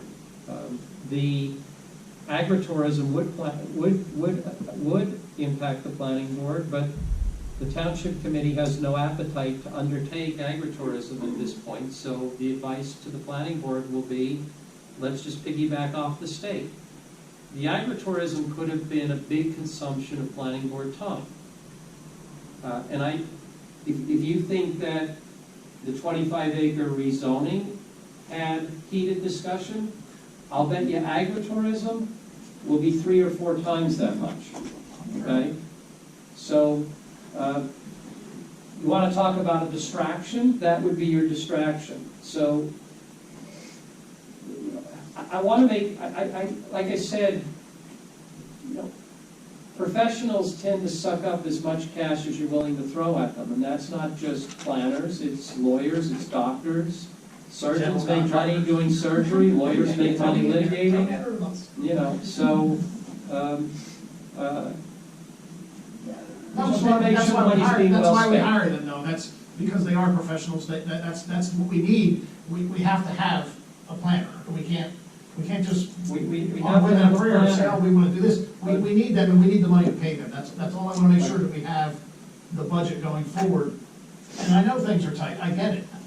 why do you think I am trying to get marijuana coming in so we can get some income coming in to help cover expenses? But no, I just want to make sure that we're still focused on the planning board's whole thing is going forward with this master plan, and there's different aspects from the farm project that were supposed to be incorporated into that. And I want to continue that going forward, that's all. Right. Because there's interest in it. There was interest last night. People said that there were several, I think Mrs. Van Doren spoke up and said, there's aspects of the farm project that have a lot of merit to them. And that's coming from a big farmer. There's small farmers that probably are maybe more interested than the big guys. The big guys are doing what they're gonna do, and that's fine. That's their niche. There's other prospects in the farm project that are incorporating other people in the township, not just the big farmers. The big farmers, we've heard from them now. We've heard from them. We didn't move forward with the 25-acre zoning. I think they're gonna be pretty happy that we're not doing that. The farm project is probably not on their radar anymore because it doesn't affect their big farm project. The farm project had so many other different Tim, the parts things. of this that the farmers like, for the most part, are not within the realm of the planning board. The deer management is not within the realm of the planning board. I realize that, but there are different aspects of the zoning that are going to be incorporated in the master plan reexamination that need to be looked at, and we need a planner to lead us that way. That's all I'm asking. That's all I'm saying. We need a planner to give us the... You'll need a planner, you'll need a lawyer, you'll need an engineer, and money's in the budget for each of those. That's all I'm asking, to make sure that it stays. I'm just asking to make sure that it stays there, that's all. I was concerned that because we were changing direction, that it was gonna get lost. Already allocated for that. That's what I'm saying, we're not gonna reallocate it, it's earmarked for Yeah. that. Okay. Well, look.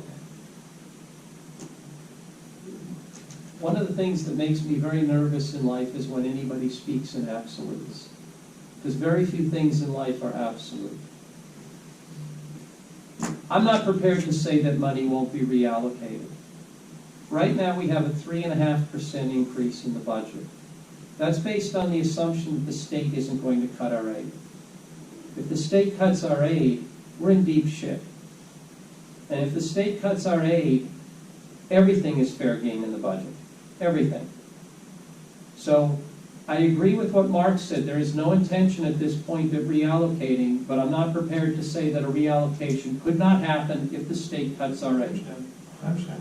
Well, if the cost of that 30,000 comes down a little bit, I would assume you could maybe trim that up a little bit. What's allocated? It's not needed. I agree. Yeah. I agree. That's why I'm not prepared to sit here and say that we won't reallocate. All I'm prepared to say is based on what we know right now and the numbers that we have, nobody is looking to reallocate. Is that 30,000 proposal, is that everything that needs to get done for the master plan amendment, or is that just part this year and other parts need to come in subsequent years before we have to do the whole thing? It's on the Google Drive. Yeah. You can read it. I read it. Yeah, I have questions. Yeah. I have questions. Mm-hmm. It is pretty detailed. Yeah. My impression is it's most of what we're going to need. Mm-hmm. So we'll have to see. Yeah. But I hear you, and I just sit here and say to myself, 300 hours is a lot of time.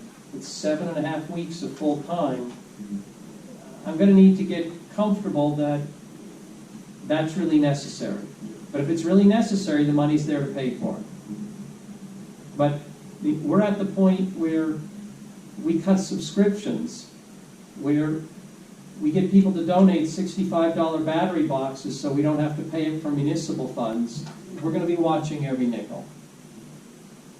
But that, setting aside the money issue, do you have the direction that you feel you need from the Township Committee at this point? I think so, yes. Okay, that's really what I care about. That, Thanks for your time. that- It's been a rough couple of months with feeling this out, but I think we need to refocus and move forward, and I think we've got plenty of places to go and plenty of things to do. yes. And money to do it. That was my concern, because I need to have this discussion directly with Elena's company, and, to come up with a new proposal and move forward that way. So I just need to know where I'm at as chairperson of the planning board. And look, I want to have a discussion with her as well. I want to get comfortable that the money is being well spent, that it's being spent efficiently, that the proposal we're getting is, as Chris said, pretty much an all-in proposal. I don't want to wake up tomorrow and find out, oh, well, wait a minute, this was just to get you from 1 to 6, and now we have to go from 7 to 10, and that's another $20,000. I really want. We don't want a kitchen sink thing either. Right. Where it's lopping everything in there and look, Yeah. we could trim, you know, Understand. 20% or whatever, so. So, our clerk had her second shot yesterday, and she's not feeling well tonight, so I'm gonna try to move this along, because I'm looking at her, and she's not looking. Yes. So, Well, thank you. is there anything else to discuss on this? Any other things you want to discuss? I'm just, because we're on zoning, the other proposal that we were kind of talking about in this village would be a liquor store, because we did some research, and we can still give out one retail license and then one serving license, basically. So liquor store and then another restaurant. Chris, the likelihood of getting the residents to support putting a liquor store in the village is about the same as me waking up tomorrow morning with a full head of hair. Maybe not the liquor store. It could happen, Yeah. and Kathy would be thrilled if it did, Yeah. but I'm thinking it's probably pretty unlikely. Well, maybe not the village per se, but 31202. I'm bringing this up because we can obviously charge licensing costs and everything. It would be a way to raise revenue, much like the marijuana thing. So We have to confirm that in fact, I mean, have you spoken to anybody from the state and they said, yes, we're entitled to another liquor license? no, but I've gone through the statute and I've looked at all the guidance they've given. We don't, from what I understand, we haven't given out. There's no liquor store in East Amwell, am I correct? Well, there is, I assume there's a liquor license at Harvest Moon. Yes. They have a broad package, yes. Okay. I have no idea what we're entitled to. I have no clue. Well, I could forward you the research I've done, but every municipality is entitled to one. All I can tell you is, there's the law and there's the lore. I called the state, I haven't heard back from them. Generally, the lore is more important than the law. So we need to know what the state believes that we're entitled to. Okay, fair enough. But just something to put on the radar for the planning board if it's something they want to consider. Yeah, look, if we could get money for a liquor license and put it on 31, that may be fine. I don't know if there's gonna be a mad rush to put a liquor store on 31, because there's one already there. So I'm not sure there's gonna be a mad rush for a second one. And as I understand it, commercial on 31 isn't that great. I mean, I think a marijuana dispensary may be fine, because people will go anywhere for that. That's kind of something you target. But having talked to a few of the merchants on 31, it's not as great a commercial alley as you might think. It's a commuting alley. It's not a stop and eat, stop and have fun kind of alley. At least not yet. Plus, according to the NJDOT, it's one of their lightly traveled state roads. Believe it or not, they view it as a lightly traveled state road. The average daily traffic there is on the low end for state roads. Okay, so the next thing I wanted to talk about. Can I just say one thing? I don't want to belabor the point, but whatever we discuss about the village, I don't know where we stand with the senior citizens' housing, but we need to be sensitive to the needs of our seniors. We got to, give some thought to what makes sense in that particular area. So, and Lord knows we need to move on, so I just want to get that out. Yeah. Senior citizen housing is moving forward. They're working on a proposal for the planning board. I believe they're going to come in for both the variance and the site plan at the same time. They're looking to trifurcate the parcel. They're going to hive off the existing house, renovate it, and dedicate it to affordable housing, so we'll pick up affordable housing units. There will be 22 or 24 affordable senior housing units on the second part. And a resident in the village would like to buy an acre on the end to add to their property. That's not such a bad idea, because then if their septic ever fails, they have a place to put an alternate septic field. So it's not the worst thing in the world, but they're looking to trifurcate that parcel. They are working with a local lawyer, and I believe they're about to retain a local planner, and their hope is to come into the planning board in the not-too-distant future with their package. But a project like this takes time to put together. I know how much time it took just for us to get plans for our house. So this is a somewhat complicated project. But that, to answer your question, that is moving forward. I am reasonably optimistic that that's going to happen. And that'll be great for East Amwell. That'll be absolutely great. The nice thing about it, and I know this sounds really weird, because you would think that if a not-for-profit takes it, we're going to lose the property tax. We're actually going to get significantly more property tax from that property than we're getting right now. Because there are special rules that apply to affordable senior housing. And basically, normal housing, my property, we keep 10% of the property tax. Your property, 10%. Your property, 10%. When it comes to senior housing, we keep 95%. We share 5% with the county. So every tax dollar we get from that, and we get what's called pilot payments, payment in lieu of taxes, we keep 95%, the county gets 5%. So actually, I ran some rough numbers to get the equivalent amount of property tax. I think we would need like $8 or $9 million worth of houses to get the equivalent amount of property tax we're going to get from this property. So not only are we getting senior housing, we're getting more property tax. So, you know, this has the real potential to be something terrific for the township, and it's low impact. And you know, it's going to be quiet. I mean, the seniors aren't going to be out there partying until 2 in the morning. You know, it's going to be quiet. You never know, Rick. This is way past my bedtime. Yeah, I get that marijuana dispensary. Okay, so JCP&L. Mark, Krista, was Jason? Jason was there, and myself. We had a meeting with the new representative from JCP&L. I'm going to make a long story short. He's a very nice fellow, very, very nice fellow. His heart is in the right place. JCP&L is not really making any progress towards improving things in the township. And the only way that we're going to get some progress is I just have to continue to be a pain in the ass with the BPU.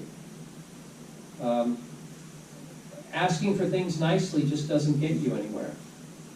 So I'm just going to continue to hammer on the BPU. I actually testified at their last quarterly meeting. I'm going to do it at the next quarterly meeting. And just try to make things as uncomfortable as I can for JCP&L until we start seeing some progress. Will it be successful? I don't know. I wouldn't be doing it if I didn't think there was a decent shot. I wouldn't be wasting my time. But it's not going to happen overnight. But, I mean, you tell me if you had a different impression. I thought he was a very nice guy, but I just, you know, he said, oh, we've made great progress since August. Well, that's not the feedback I'm getting from the residents. And I even sent him detailed emails that a resident put together about what happened to her in the outage Christmas. She had texts from JCP&L that were just flat out wrong. And he's telling me that they've made significant improvements. No, you haven't. It's the same crap you've been giving us. Oh, it's a glitch. It's always a glitch. It's been a glitch for 15, 20 years every time something goes wrong. No, you're just not putting the money into the technology. So, you know, we'll see what happens. But he is a nice guy. And I think he wants to be helpful. But, you know, he's down here, and the people who can really get it done is, you know, the C-suite people. And he's got a pretty big area to take care of. Yeah, he has a big area. The only way I get the attention of the C-suite people is through the BPU. So I'll just keep hammering away and see what happens. I actually think there's one area where we may make progress, in the Harvest Hill area, where they have some of the worst outages. Maybe I'll have something to report back on that next month. We seem to be making some progress on Harvest Hill and trying to improve that. I'll probably know more by next month.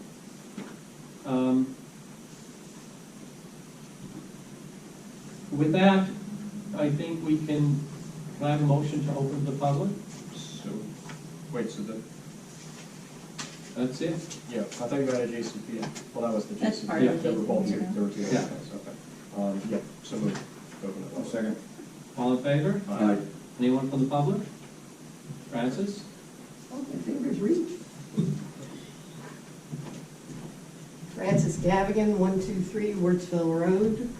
I was very encouraged by the discussions about generators. I live on a non-conforming property next to another non-conforming property, and the setbacks throughout the township for people with non-conforming or others are onerous. It's not just the village. I have a complete generator package. I have an open blank check in West Amwell that I could not go forward with because of the fact that my house is in the front and towards the property line. I am 36 feet from the property line. I was informed that I needed to be, some ridiculous amount of distance from that to have a pad for the generator or the propane tanks. But the propane tank people say, well, traditionally it's like 10 feet, 12 feet off the property line. It's not uniform. My next door neighbor doesn't have to do diddly. He's actually got one shed that's on my property, but that's okay because it was there when it was. So if you're going to harmonize, whether it's impervious coverage or things like that, go to your setbacks to where they are consistent with probably the lowest common denominator. Because the one thing you don't want to do when you're developing property, especially farm property, is to force a housing unit to be right in the middle and you get a lot of wasted crop space. If people happen to be clustered, which mine has been clustered since like 1880, that should be a good thing. It would be nice to be able to have a generator and things to that effect, because it doesn't make any sense. And the code is so full of low-hanging fruit that the planning board and others can do to reduce the nuisance value or driving people to variances and professional plans. And open your wallet and there'll be about 5 professionals sucking on it because they've had a bad year. So whether it's our planner, somebody else's plan, or anything else, you manage your bleed, your burn rate. And I appreciate that you're looking to manage the burn rate as you move towards 2023, but there are a lot of resources that are available.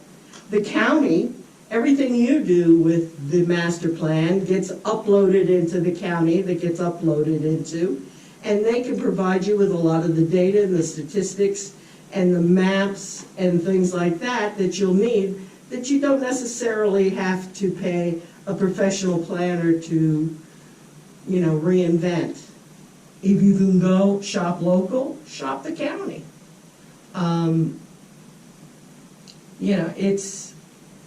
Thank you for shooting down the 25-acre zoning, and hopefully it will stay, down for the next 20 years. Something to keep in mind as you're looking at the Route 31 corridor is that's where the Sauerlands are. So there are environmental and other limitations on what people can do with their property and things in that regard.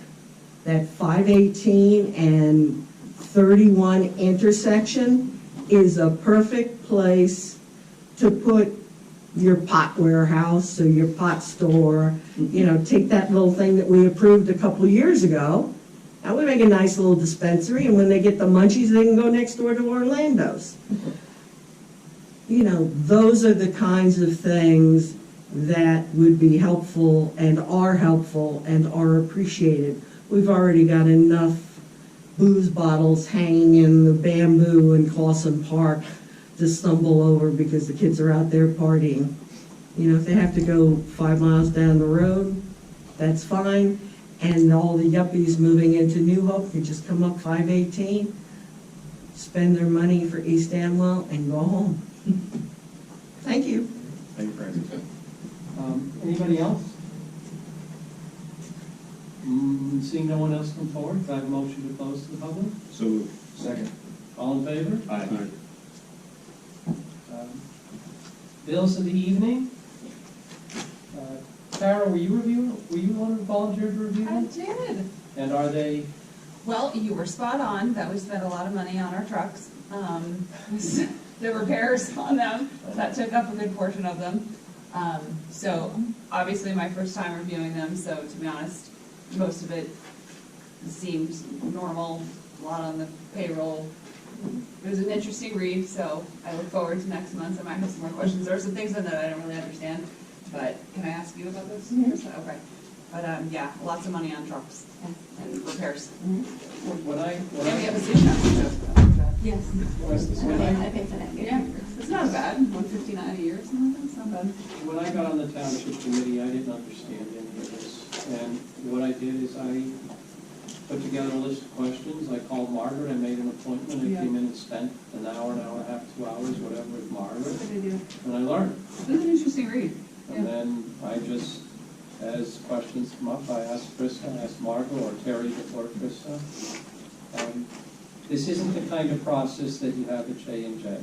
Municipal budgeting is Counter to, totally, it's the weirdest thing. I was trying to do the math too, and I was like, I need the Excel file so I can actually see where the formulas come from, It's the or however it's weirdest thing. done, but we'll get there. When you have a CFO telling you that your tax collector did a very efficient job collecting taxes and that has an adverse impact on the budget, you just want to put your head through the wall. It's like, how could that possibly be? It's just the weird way these budgets are done. Yeah. So if your head spins, that's not you, it's the budget. It was very itemized, I will say that. Every line. I mean, even when Ed came in tonight and said they have to go out and float a bond in order to get this $400,000 grant and then immediately pay off the bond. So they have to incur the cost to float the bond, which is not insignificant. I mean, it'll pale compared to the $400,000 grant. But that is so inefficient, it's so stupid. But that's life in state government. So, okay, so could I have a motion to approve the bills of the evening? So moved. Any questions or comments? All in favor? Aye. The approval of the administrative reports, you can see that there are 5 of them listed here. Actually 6 if you count the 2 of them under the construction office. Can I have a motion to approve the administrative reports? So moved. Second. Any questions or comments? Just one quick comment on the state police report, actually not the state police report, just some information about Delaware Township. We did provide some data to Chief Kane. Actually, I met with Jason, the chief, Krista, so we gave him some information to digest, and they have been out there on Lindbergh Road. Somebody sent me a picture yesterday. We were able to stop on Lindbergh Road, but so what we're going to do is strategically try to hit some of these areas based upon the data, so we don't have people chasing their tail. Do you have any sense how many tickets they wrote on Lindbergh? No, that's I the one with the don't have- resident. Well, let me tell you something. I had a conversation with the chief of West Amwell, and he said to me, the residents complain about speeding on the road, they'll put the police on their road, and who do they catch? The residents. They get the residents. But in any event, I hope he's writing a lot of tickets, because the speeding problem on Lindbergh, the statistics, it was ugly. It was, that was the worst road of any of them where we put out the speed readers. They had the worst on the speeding by far. I'm not surprised. by far. And they fly over that hill and no And one then next, arrives if we by get that the one state way police thing. out there with their Dangerous. inspectors to get the trucks off Lindbergh Road, we'll be sitting pretty. We're gonna- Okay, we had correspondence, you can look at that. I found most of it wasn't all that interesting except D. JCP&L is trying to get approval from the BPU, and they do expect to get the approval for advanced metering.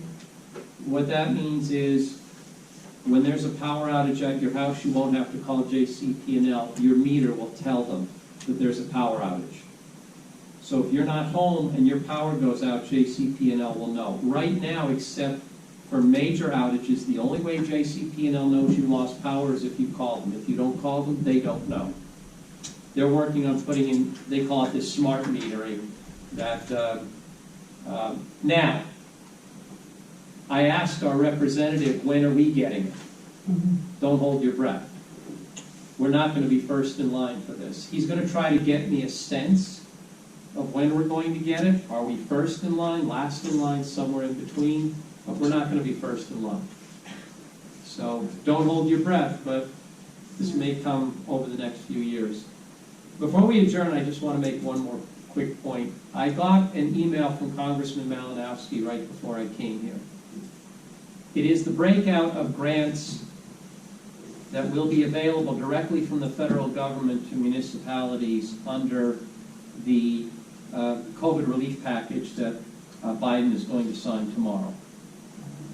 Best I can tell, and I need to spend some more time with this because it wasn't clear, but it looks like East Amwell could qualify for as much as $380,000 in grants. Now that's actually a significantly lower number than the first version, where we were able to qualify for over $800,000. But realistically, we never would have qualified for over $800,000. We don't have those kinds of expenses that we could apply for. I don't think we'd even qualify for $300,000, but the point being, there is a decent pool of money there that is potentially available to us to help us plug the budget hole. It's probably not going to be available before we have to pass the budget, so this is probably going to be a timing issue. Meaning, you have a tax increase this year, and then next year, we'll have more money. That kind of is what it is. But as soon as the forms are out, and the regulations are out, because there are going to be regulations that will specify what you can and cannot apply for, we'll be on top of it, and we'll get ours out there quickly. Margaret and Chris are really good about that. We'll get out there, we'll get our request in quickly, but I don't think we're going to have it by the time we have to pass our budget. Right, but the good thing is, it's direct aid to us as a municipality. It doesn't go through the county or state allocating. It's just directly for the municipality, so nobody can take some off the top. Well, it's not a grant, it's aid. It's aid, it's aid. Well, it's aid with a string, apparently. I have to follow up on this, but one of my colleagues at Free Frank sent me an email this morning saying, there is this little quirk that seems to be in the bill. It may only be applicable to the states, it may not be applicable to the municipalities, I don't know. But it says that if you take this aid, you cannot cut taxes. What? Yeah, it is. It's in the bill. So I don't know if that's going to apply at the municipal level Wow. or just at the state level, but it looks like they're saying if you take the aid, you can't cut taxes. So that may mean that, we can't cut the taxes next year if we take the aid, but I'll take the aid. Because if we don't take the aid, we're going to be raising taxes again, so I'll take the aid. But, we'll have to delve into that a little bit further. I don't know if it's just a state thing or if it's going to trickle down to the municipalities. So with that, can I have a motion to adjourn? So moved. Can I just, I hate to close on a sad note, but if you don't mind, I just would like to ask everybody to keep the family of Sean and Zarek in their prayers. Some of you may have heard or read about it, but Sean Hanser was a 2017 Bell Bow graduate, graduated with my son. He was killed in an automobile accident last Saturday night with two other young people. I just, I've just been thinking about how fragile life is and what a difficult time that family must be going through. So somebody's still up listening at home, just keep that family in their thoughts and prayers, and if you guys would do that, I'd appreciate it. Let's go home. Amen. All in favor? Second. I'll Second. second. All in favor? Aye. Meeting adjourned.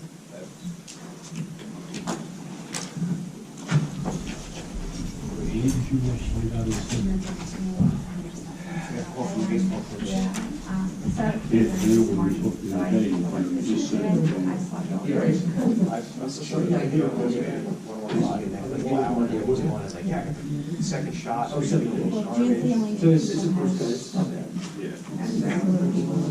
No, it's really ironic. Apparently, 13 years old.